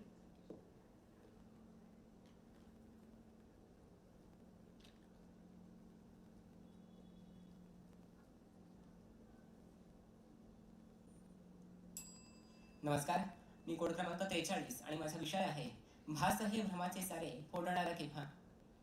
Vijay Tendulkar यांचं एक फार छान नाटक आहे. त्यात त्यांनी असं दाखवलंय की ती स्त्री व्यक्तिरेखा असते, तिला बाळ होतं, पण दुर्दैवाने त्याचा मृत्यू होतो आणि त्याचा मृत्यू झाला असला तरीही भ्रमाचा एक मानसिक विकार असल्यामुळे ते बाळ जिवंतच आहे असा तिला अखंड भास होत राहतो. ते बागडतंय, खेळतंय असे भास होत राहतात आणि त्याप्रमाणे ती वागत राहते. आणि आश्चर्य म्हणजे तिचा नवरा सुद्धा ते बाळ जिवंतच आहे या भासाला दुजोरा देत तो पण तसा वागू लागतो. का? कारण त्या आशेवर ती जगावी आणि ती आनंदी राहावी, उत्साही राहावी म्हणून. मला असं वाटतं की जेव्हा या नाटकाचा किंवा त्या पात्राचा विचार आपण आजच्या समाजाशी करतो तेव्हा एक व्यक्ती म्हणून आणि समाज म्हणून भ्रमांना सत्य समजणं आणि सत्य हे भास आहेत की काय असं वाटणं, मग त्याला कारण अनेक आहेत. तर अशा अनेक भ्रमांचे भास आपल्या भोवती आहेत, त्याचे बुडबुड आहेत आणि मला वाटतं की ते फोडणं अत्यंत गरजेचं आहे आणि फोडणंच गरजेचं आहे. कारण एखादी गोष्ट आपण तोडतो किंवा मोडतो तेव्हा ती जोडणं हे सहज शक्य असतं, पण जेव्हा एखादी गोष्ट फुटते किंवा फोडली जाते तेव्हा ती जोडणं तितकं सहज शक्य नसतं, अनेक वेळा अशक्यच असतं. म्हणून ते फोडणं मला गरजेचं वाटतं आणि हे बुडबुडे जेव्हा आपण फोडू तेव्हा आणि तेव्हाच वास्तवाचे आणि सत्याची उन्ह आपल्यापर्यंत येतील, हे अत्यंत गरजेचं आहे. म्हणजे अगदी स्वतःपासून आपण सुरुवात केली तरी लक्षात येईल की आज मानसशास्त्रातला एक महत्त्वाचा सिद्धांत असं सांगतो की स्वजाणीव माणसाची कशी बरं विकसित होते. तर मला काय वाटतं, म्हणजे माझ्याबद्दल इतरांना काय वाटतं असं मला वाटतं, यावर आधारित मी माझं स्वमूल्यमापन करतो आणि यातूनच स्वजाणीव विकसित होते आणि होत राहते. म्हणजे किती विसंगती वाटते. स्वजाणीव असताना इतरांना त्यात गरजेपेक्षा जास्त महत्त्व देणं हे जे काही भ्रमाचे भास आहेत ते आपण केव्हा फोडणार आहोत असा मला प्रश्न पडतो. आणि अर्थात हे केव्हा फोडणार आहोत असे प्रश्न करण्यापेक्षा आता लगेच आपण स्वतःपासून सुरुवात करावी असं देखील वाटतं. स्वतःचाच आपण जेव्हा विचार करतो तेव्हा आज मी जसा नाहीये तसं इतरांना भासवणं आणि मग संधी मिळवणं हेच काय ते सेल्फ प्रमोशन हे सुद्धा आजच्या काळातले मला महत्त्वाचे आणि गंभीर असे भ्रमाचे भास वाटतात आणि हे सुद्धा आपण फोडायला पाहिजेत. आणि जेव्हा आपण हे फोडू तेव्हाच एका नितळ आणि पारदर्शी अशा समाजाची आपण अपेक्षा करू शकू. भास हे भ्रमाचे सारे फोडणारं केव्हा ही ओळ पाडगावकरांच्या एका कवितेतील आपण जाणतोच. त्याच कवितेत त्यांनी फार छान म्हटलंय की जाहिरात आई यांची जाहिरात बाप, आत्मविक्रयाचे झेंडे फाडणारं केव्हा. आजच्या काळात आपण पाहतो की बाजारपेठेसाठी सामान्य जनतेतील प्रत्येक माणूस वस्तुतुल्य झाला असताना किंबहुना प्रॉफिटेबल युनिट म्हणून माणसाकडे बघितलं जात असताना आज आपण जे काही बोलतो ते आपला मोबाईल ऐकून त्यानुसार जाहिरातीचे भ्रामक सापळे आपल्यासमोर रचत असताना आणि पुढे जाऊन कृत्रिम प्रज्ञा आज आपलं मन वाचून जाहिरात दाखवते की काय अशी भीती निर्माण झाली असताना जाहिरातीशी निगडीत आपले भ्रमाचे भास आहेत ते आपण केव्हा फोडणार आहोत हा एक मला महत्त्वाचा आणि गंभीर प्रश्न वाटतो. याच कवितेत पाडगावकरांनी म्हटलंय की जमा खर्च स्वातंत्र्याचा मांडणारा केव्हा. मला वाटतं की स्वातंत्र्य याची जी आपली संकल्पना याची ती पण भ्रमयुक्तच येते. कारण स्वातंत्र्य म्हटलं की आपल्या लक्षात डोक्यात येतात ते आधी अधिकार आणि कर्तव्य सोयीस्करपणे आपण विसरतो. स्वातंत्र्याशी निगडीत हे भ्रमाचे भास सुद्धा आपण लवकरात लवकर फोडायला हवेत. इतकंच नाही तर आज काही लोक स्वैराचारालाच स्वातंत्र्य समजतात. म्हणजे विनोबा भावे ज्याप्रमाणे म्हटले होते की स्वातंत्र्य म्हटलं की त्यात संयम हा अधरून असतोच आणि म्हणून ते स्वैराचारापेक्षा वेगळं असतं हे जाणणं आणि तिथेच न थांबता आचरणं म्हणजे खऱ्या अर्थानं भ्रमाचे भास फोडणं असं मला वाटतं. वैभव जोशी यांची फार छान कविता आहे. ते म्हणतात की सेल्फी काढताना स्वतःच्या मनात डोकावण्याचा भास होतो, फक्त भास होतो म्हणून जास्त त्रास होतो. आणि किती खरं आहे. आज आपण आपलं आयुष्य आपलं भावविश्व मोबाईलमध्ये कोंडलं असताना या जे काही भ्रमाच्या चौकटी आहेत मोबाईलच्या त्या आपण केव्हा फोडणार आहोत हा एक गंभीर प्रश्न पडतो. विशेषतः आपण पाहतो समाज माध्यमांवर आज इन्फ्लुएन्सर्स आपल्यासमोर जे आभासी विश्व निर्माण करतात त्यात युवा पिढी इतकी गुंग होऊन आणि गुंतून जाते की रिअल लाईफलाच ती रिअल लाईफ समजून जाते. हे भ्रमाचे भास आपण केव्हा फोडणार आहोत हा दिवसेंदिवस गंभीर होत जाणारा प्रश्न आहे. त्यामुळे आपण पाहतो की युवा पिढी विशेषतः नैराश्यात जाते, ताणतणाव निर्माण होतात, बॉडी शेमिंग सारखे प्रकार होतात. इतकंच नाही तर निरनिराळ्या प्रकारचे न्यूनगंड निर्माण होतात. आणि हे का होतं? कारण आभासी जगाला आपण वास्तव समजतो, आणि जेव्हा आपण आभासी जगाला वास्तव समजतो तेव्हा आपली अवस्था कशी होते? तर वैभव जोशी म्हणतात त्याचप्रमाणे, मजा आयुष्याचा माझ्या कळलेला आशय नाही, जगतो हा तर्कच आहे, आलेला प्रत्यय नाही. अशी एक आपली अवस्था होऊन जाते. मला वाटतं की मोबाईलच्या पलीकडचं जे आपलं वास्तव जग आहे ते मोकळेपणानं जगणं, त्या जगण्याचा अनुभव घेणं म्हणजे खऱ्या अर्थानं हे भ्रमाचे भास फोडणं आहे. आणि त्यामुळे सगळ्यांनी लवकरात लवकर करायला हवं, आपल्यापासून सुरुवात करायला हवी असं मला वाटतं. असं पण बघतो की एक महत्त्वाची समस्या जगभरातली आणि भारतातली सुद्धा विशेषतः, की ज्याला सामाजिक मानसशास्त्रामध्ये टॉक्सिक रिलेशनशिप म्हटलं जातं, म्हणजे विषारी नाती म्हटलं जातं, ज्यामध्ये विशेषतः स्त्रिया अडकतात. हे असं रिसर्च आपल्याला सांगतो की जेव्हा त्या नात्यांमध्ये त्यांची छळवणूक होत असते, त्यांच्यावर अनन्वित अत्याचार होत असतात, आणि हे होत असताना देखील त्या नात्यात राहतात, आणि छळ करणारी व्यक्तीच माझ्यावर कसं प्रेम करते असं स्वतःला सांगत आणि खरं तर स्वतःला फसवत राहतात. मला असं वाटतं की प्रेमाच्या भ्रमाचे हे भास आहेत ते सुद्धा फोडणं आवश्यक आहे, आणि ते फोडून या टॉक्सिक रिलेशनशिपच्या बाहेर येऊन मोकळा श्वास घेणं आवश्यक आहे. याही अर्थाने भ्रमाचे भास आपण फोडायला पाहिजेत असं वाटतं. जगात आपण विचार केला तर तिसरं महायुद्ध हा एक अत्यंत ज्वलंत आणि अखंड चर्चेचा विषय आहे. म्हणजे बघा ना, जगभरात खुट्ट जरी वाजलं तरी आता तिसरे महायुद्ध सुरू झाले, ही चर्चा जगभरात सारखी होत असतेच. म्हणजे आमची अलीकडची उदाहरण द्यायची झाली तर कोरोना सुरू होता तेव्हा चर्चा होती की आता तिसरं महायुद्ध सुरू झालं, किंवा मग रशिया युक्रेन युद्ध असेल तेव्हा, गाझा किनारपट्टीवर समस्या निर्माण झाल्या तेव्हा असेल, US आणि चायना यांचे संघर्ष निर्माण झाले तेव्हा असेल. काहीही आज झालं की नव्या नव्या पद्धतीने पुन्हा एकदा आता सुरू झालं, आता युद्ध सुरू झालं, महायुद्ध आता सुरू झालं, अशी चर्चा नव्या नव्याने तीच करत राहणं हे सुद्धा भ्रमाचे भास आहेत की काय, असा मला प्रांजळपणे प्रश्न पडतो. पण हे सुद्धा मला महत्त्वाचं सांगावंसं वाटतं की आज युद्ध म्हणजे प्रत्यक्ष युद्धभूमी किंवा सीमेवर बंदूक घेऊन प्रत्यक्ष युद्ध होणं म्हणजेच काय ते युद्ध. आणि असं प्रत्यक्ष युद्ध सुरू नसेल तेव्हा जगभरात शांतता नांदते आहे असं समजणं म्हणजे सुद्धा मला भ्रमाचे भास वाटतात. कारण युद्धाच्या कितीतरी गोष्टी निगडीत आपण पाहतो, की मग त्यात सायबर हल्ला असेल, जैविक हल्ला असेल, किंवा मग आयात निर्यातीचे ताणतणाव निर्माण करणं असेल, जिओ पॉलिटिक्स असेल, कितीतरी गोष्टी असतात. उदाहरण द्यायचं झालं तर 2020 मध्ये मुंबईत 2 तास वीज नव्हती, म्हणजे काहीतरी विजेची मोठी समस्या निर्माण झाली आहे. हा सगळ्यांचा भ्रमाचा भासच होता. याचं खरं कारण होतं की चीनने तेव्हा सायबर हल्ला केला होता, आणि त्या 2 तासात मुंबईसारखी औद्योगिक नगरी 2 तास पूर्ण ठप्प असल्यामुळे अरबोंचं नुकसान झालं होतं. त्यामुळे युद्धाशी निगडीत देखील आपले भ्रमाचे भास आहेत ते आपण लवकरात लवकर फोडायला पाहिजेत असं मला वाटतं. ती आज काळाची गरज नाही, निकड झाली असं वाटतं. भर्तृहरी यांनी नीतिशतकात फार छान म्हटलंय की भोगाला भोगता वयमेव भोगता, तपोन तप्तम वयमेव तप्तः, तृष्णान जीर्णा वयमेव जीर्णाः, आणि कालो नयाती वयमेव यातः. म्हणजे काळ आपल्याकडे येऊन तो मृत्यू कधीतरी झडप घालतो आणि आपण मृत्युमुखी पडतो, हे भास आहेत आपले. भर्तृहरी म्हणतो की आपण आज आपल्या चुकीच्या आहार विहार आणि आचारामुळे त्या मृत्यूच्या कराला दाढेकडे आपण घाईघाईने चाललो आहोत, आणि आपला अंत आपल्या हातात आपण ओढवून घेतोय. आणि भोगाला भोगताच्या बाबतीत मोबाईलच लगेच आठवतो की आपण मोबाईलचा भोग घेतोय, उपभोग घेतोय असं वरकरणी आपण म्हणत असलो तरी त्यात आपण ज्या खोलीने अडकलोय तर ते बघता मोबाईलच आपला भोग घेतोय की काय, आणि आपली ऊर्जा शोषून घेत असताना आपण त्याचे जिवंत चार्जर झालोय की काय असा विचार करावासा वाटतो. आणि या सगळ्याशी निगडीतचे भ्रमाचे भास आपण केव्हा फोडणार आहोत हा खरोखर एक गंभीर प्रश्न पडतो. आज आपण पाहिलं तर मग हा मोबाईलचा प्रश्न असेल किंवा कितीतरी प्रश्न असतील, मग अगदी वेगळ्या पातळीवर याचा विचार केला तर शंकराचार्य ज्याप्रमाणे म्हणतात की माया म्हणजे काय हो, तर या सा माया जी मुळात नाहीच पण आहे असा भास होतो, ती माया मला वाटतं आध्यात्मिक किंवा तात्विक पातळीवर असलं तरी हे सुद्धा भ्रमाचे भास फोडणं हे आपल्यासाठी अत्यंत आवश्यक आहे. तुकोबा म्हणतात की भेदाभेद भ्रम अमंगळ.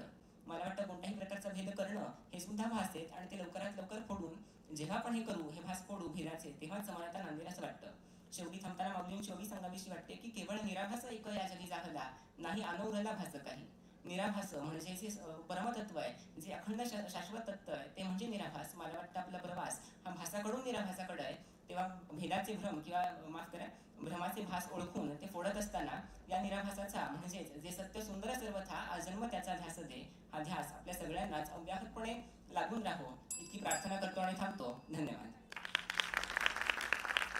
Time taken by the participant 8 minutes 2 seconds.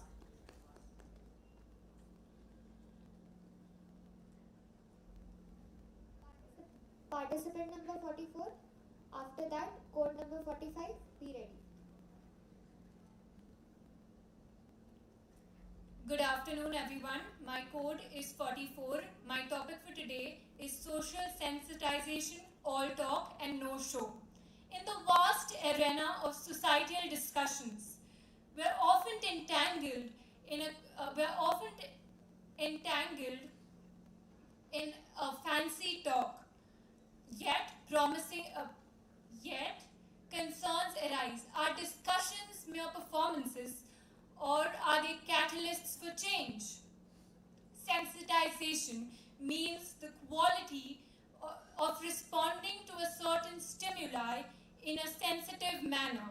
The core idea of sensitization is to make people aware about the issues that are concerning the world at large,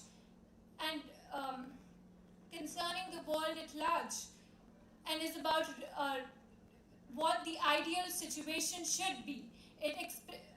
Sensitization can be done through expressing sentiments, emotions, ideas.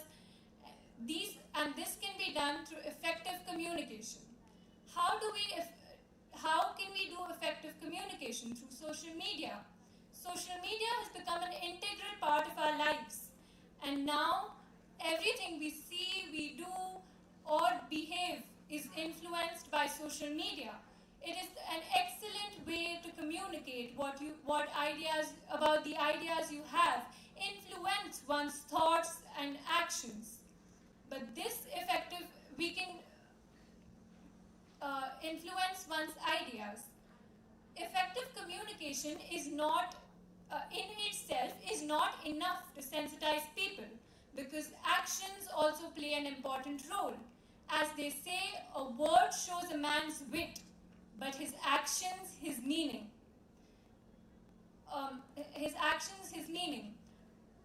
Despite there being there is a lack of implementation and communication that takes place. To curb this, sometimes people say, by saying they take actions, they criticize someone, and they feel that criticism is the action taken, and that it would be helpful for them to say that we have contributed to the society. But that's not the case. Criticism can be influenced by our biases, by our ignorance, and most of all, on social media, we see criticism only for the sake of views, likes, and to gain more popularity. But that criticism is of no use. So effective communication can be done through social media while taking actions. But we need to balance effective communication and taking actions at the same time. Actions need to be taken on criticisms that are done through researches, understanding various opinions of people, keeping our prejudices down, and understanding what the others have an opinion of. The lack of implementation can be seen because of less education and empowerment. People feel that whatever they see is the truth, but in reality, it is a world where they have made it the truth, and it is not the reality. It is not the reality. So thus, we must educate, empower. We must also hold social media influencers accountable for what they do. Because on social media, whatever you say, whatever you do, is not something that you will be accountably held for. Thus, effective communication and implementation needs to go hand in hand. On social media, we see that everything is all talk, but when it comes to showing what they're supposed to do for the world, there is no one who comes ahead. And even if someone does, they don't get recognized enough. That demotivates them to not take up a particular action, and that is why we see today that it's all talk and no show. Thank you.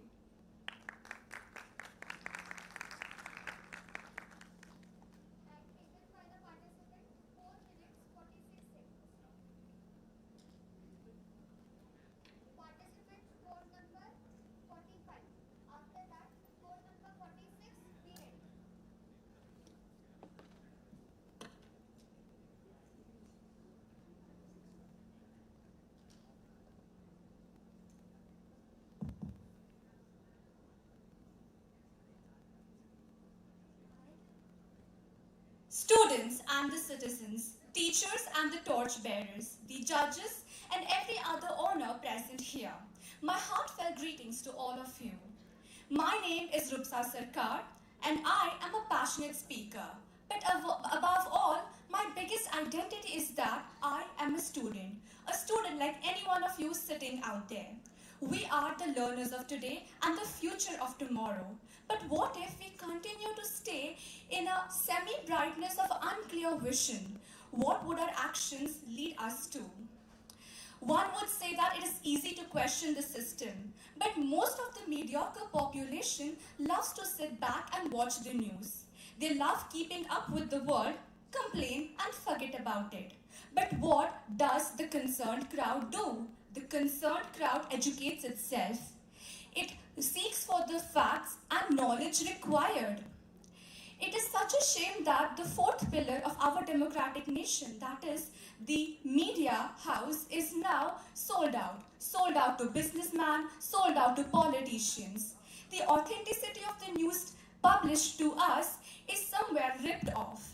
If to publish or if to declare or establish authenticity requires breaking down of social norms, then be it. Just because something has been followed over ages does not mean that it is the ultimate truth. Here I have an amazing example for you. From 5th century AD to 13th century AD, the period of Dark Ages, where religion was given utmost importance. For around 8 centuries, there was no political or philosophical development, only crusades and wars. Our own ancestors for a very long time believed that your birth could decide your dignity. Your birth could decide your social status. And once the truth that was transparent and clear to all of us becomes translucent when a system of false belief enters into the era. And then generation after generation starts following it, making it a tradition. And then this translucent wall becomes more opaque and rigid. Remember, the one who has dared to question has brought about a difference and made the history. He or she has ignited the fire that has broken down this wall of false belief system and given rise to the phoenix of truth. Therefore, if you want to break the delusion, then you have to educate yourself and seek for the truth. When they say, "Achhe din aayenge," you ask, "Achhe din kab aayenge?" With every change of government, there is a change in the ideology that floats in the atmosphere. I'm a political science student and I noticed a trend that most of the politically enthusiastic youngsters love to debate about the anti-Gandhian belief system. When I researched about it, I found out that this trend has started for the past 3 to 4 years. Before that also, many people did have second thoughts about Gandhiji's belief system, but never as such so open and loud. It is something to do with the government, definitely. Therefore, before you tilt yourself towards a conclusion, seek for the evidences and the truth behind it. Do not get carried away with the trends. Social media is just so misleading. An influencer out there with mere knowledge would just throw out some words to the society and so many youngsters would start believing it. Just because one has put up a sad, dreadful story about Palestine's condition does not mean that he or she can truly ever empathize with the conditions of people out there. Our country is known to be a young country because the maximum population is in the age group of 18 to 25. All this energy, all this youth, it is in the hands of the government whether it turns out to be a liability or an asset. With rising policies, awareness and modifications, knowledge has managed to ooze in every nook and corner never known before. Literacy rates have improved. But the real problem is that most of the literates are actual illiterates. Well, hear me out. Forget about your physics. Direction is greater than speed. It does not matter how fast one is moving ahead in life. It matters in which direction you choose to move ahead in life. It takes 12 years of schooling, 4 years of graduation, then masters, then a few years of training and practices to learn how to launch a nuclear missile. But an eternity of humanity just to realize a small fact that a rat never builds a rat trap, but only a man can make a missile to kill another man. It requires 5 minutes to launch a missile, but 5 centuries to overcome the never forgiving damages of it. Well, it is the hard reality. It is the irony of world politics. Even UNSC Charter says that war could be used to bring about peace. Is it that simple?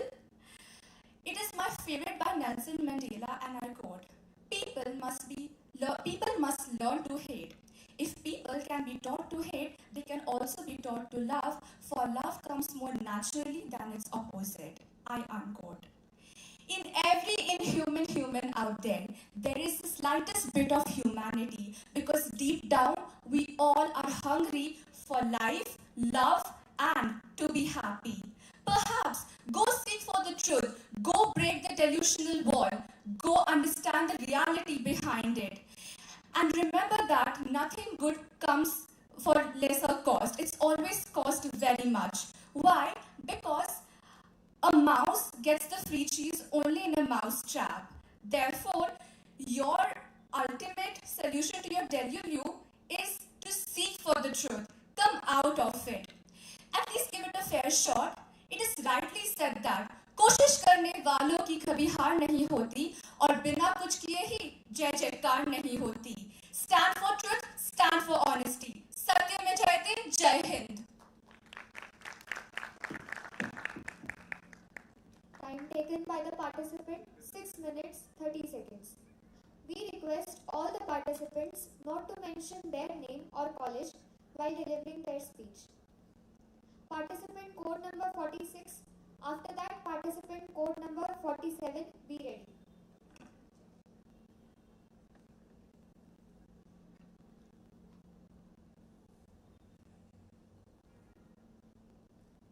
Good afternoon, everyone. My code name is 46, and I hope we didn't have a really fulfilling dinner or lunch. Sorry. Because I'm going to give you some raw facts, and these facts are not going to be about a sob story. These are going to be structural facts which shape our reality. My topic is interplay of power and dynamic global politics and migration policies. One thing I found is that my topic is really common, and I want to have a conversation about this. My topic is really common, but one thing I found disappointing was that people talked about migration per se. They didn't talk about migration policies. How dynamic global powers and politics shape migration policies. Because when we bifurcate this topic, we come to realize that migration policies is the main aspect of this topic. You see, migration policies are influenced by so many things, which can be economic, which can be geopolitical, which can be strategic, which can be related to how much of an education you have, or what country you are trying to go to, or whether this migration is even voluntary or forced. So migration policies are influenced by so many different aspects and diversities. And then we'll bifurcate this topic into different structures and steps. So first I'll talk about big powers. You see, there is Saudi, there is America, there is Canada. USA gives us this F1 visa for students, USA gives us this H1B visa. It is asking for skilled quality workers to come to them. They are shaping their migration policies based on that. Why so? Because their fertility rate is declining. They do not have people producing kids. They need skilled labor. They need quality people. People talked about how so many CEOs in USA are of Indian descent. Well, you see, it is because USA is wanting those people from India who are skilled laborers, who can contribute quality education, who can contribute quality, development in their country. That is why this is happening. That is why USA's policy is showing that. Another part, Canada's express visas, express entries. Why is Canada again doing so? Canada is 3 times bigger than India. But what is the population of Canada again? It is about 3 crores. So you see, it's like people are not there. The demographics is asking for more people. So they're taking in so many people. That's why it's the second Punjab. Now, I'll talk about how there's this concept of remittances. See, India and China are big powers per se, geopolitically, strategically, they are kingmakers. And now we see that how many Indian workers, many Chinese workers are going to USA, Canada, UK, Saudi. Why? Because they are getting jobs there. And how is this affecting the policy? See, we talked about migration policies. But are there even any migration policies in place? I mean, think about this. I would say there is none. India is directed by the Foreigners Act, and there is no migration policy in place. The Trade and Commerce Act, or the Foreigners Act, or the Foreign Citizens Act, or how the travelers come to India is guided by those secondary policies. There is no migration policy in effect per se. Now, you see, these India and China, they are producing so many laborers, and these laborers are cheap, they are unskilled, skilled, they are quality laborers, and they are going to so many countries where they are required and needed. But according to me, it is a downfall also. You see, when there are no migration policies in place, there are no human rights, policies in place also. Take the example of Qatar. What happened? 6,500 migrant workers died there after the announcement of World Cup. So how did it come to happen, and what was the remittances and repercussions which Qatar had to pay to these workers? I would suggest none. These deaths were shown as, oh, they died in their sleep. I mean, come on, the 6,500 workers died in their sleep? I would suggest not. Then comes the play homogeneous and heterogeneous. So you see, there are countries which are such homogeneous countries, they do not even take migration policies in place. Why? Because they do not want other people to come to their country. So they can be Japan, they can be Korea. You see, people go to work there, but they can never be a citizen of that country. They can never get permanent residency of that country. You even take the example of Saudi. You go there, people are, earning in lakhs and lakhs, and you are getting reals and all of these. But is that gonna make your children grow there and live there forever? Is that gonna give them the citizenship? I would suggest not. Why? Because their migration policies are even worse. And how is this again influenced? It's because of global politics. It's because of power politics which is being shaped. Because these countries have that much power, they exert that power in the shape of economy, better education, better living standards, and every human being craves that.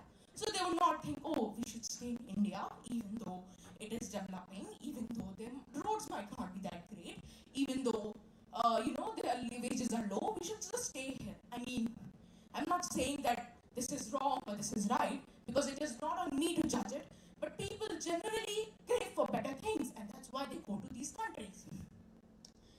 Now, migration policies again come into place. You see, I talked about how migration can be forced upon. Well, you see, war come into picture because war is the biggest power play. War makes the person, the best profiteer, and it also deprives them of the basic necessities. And take the example of precedents. In law, we learn about precedents and how they have so much value. Take Germany 2015. They took on so many refugees and they opened the door of EU so that they could also enhance their human rights policies and take in more refugees. So you see, precedents, global power, strategic environments, the geopolitics, the location of your country also matters in the shaping of policy. Because when refugees go from one country to another country because of war, exodus, or civil wars, other types of living crisis, famines, they seek the country which is going to help them, take in them, and it's mostly by walking. Because there are so many hundreds and hundreds of accidents every year, because people are, they are faced with famine when they are traveling from one country to another. Their boats, drown, and it's because there is no proper migration policy in place. We talked about how all these people are going or coming, how war is affecting and everything, how global powers want these people. But what are we doing about these migration policies? See, the reality is the future I see is bleak right now. The migration policies are obviously going to be influenced by the power of political leaders and how these political leaders change. Take the example of Canada. When Canada's political leader realized that he needs another strategy, he decided to backline with India, and which showed that there was a 40% of Indian students did not go to Canada. Instead, they chose Saudi, USA, and UK. So you realize even political leaders and their ideologies, their agendas, their migration policies, because these policies ultimately shape how these economies, countries are going to be registered and seen in this political world, and what and how they're going to gain benefit. It's all about profit. And I hope to see a world where policies are not derived by, political powers, but humanity at large. Thank you. Time taken by the participant, 8 minutes, 19 seconds. Participant code number 47. After that, participant code number 48, be ready.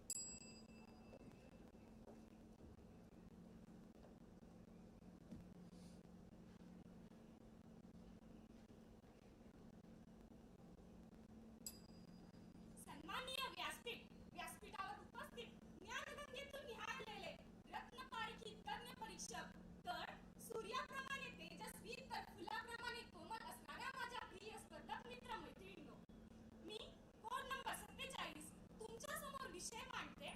आरोग्य व्यवस्थेच्या रूपांतरणामध्ये तंत्रज्ञानाची भूमिका एक मौन क्रांती. विषयाकडे होण्याआधी मला एक गोष्ट सांगूशी वाटत आहे. गोष्ट आहे अब्राहम लिंकन यांच्या बालपणाची. एकदा अब्राहम लिंकन भरपूर आजारी पडले. काही केले तरी त्यांचा ताप काही कमी होत नव्हता. तेव्हा त्यांच्या ताईला काय करू काय नाही काहीच समजत नव्हते. शेवटी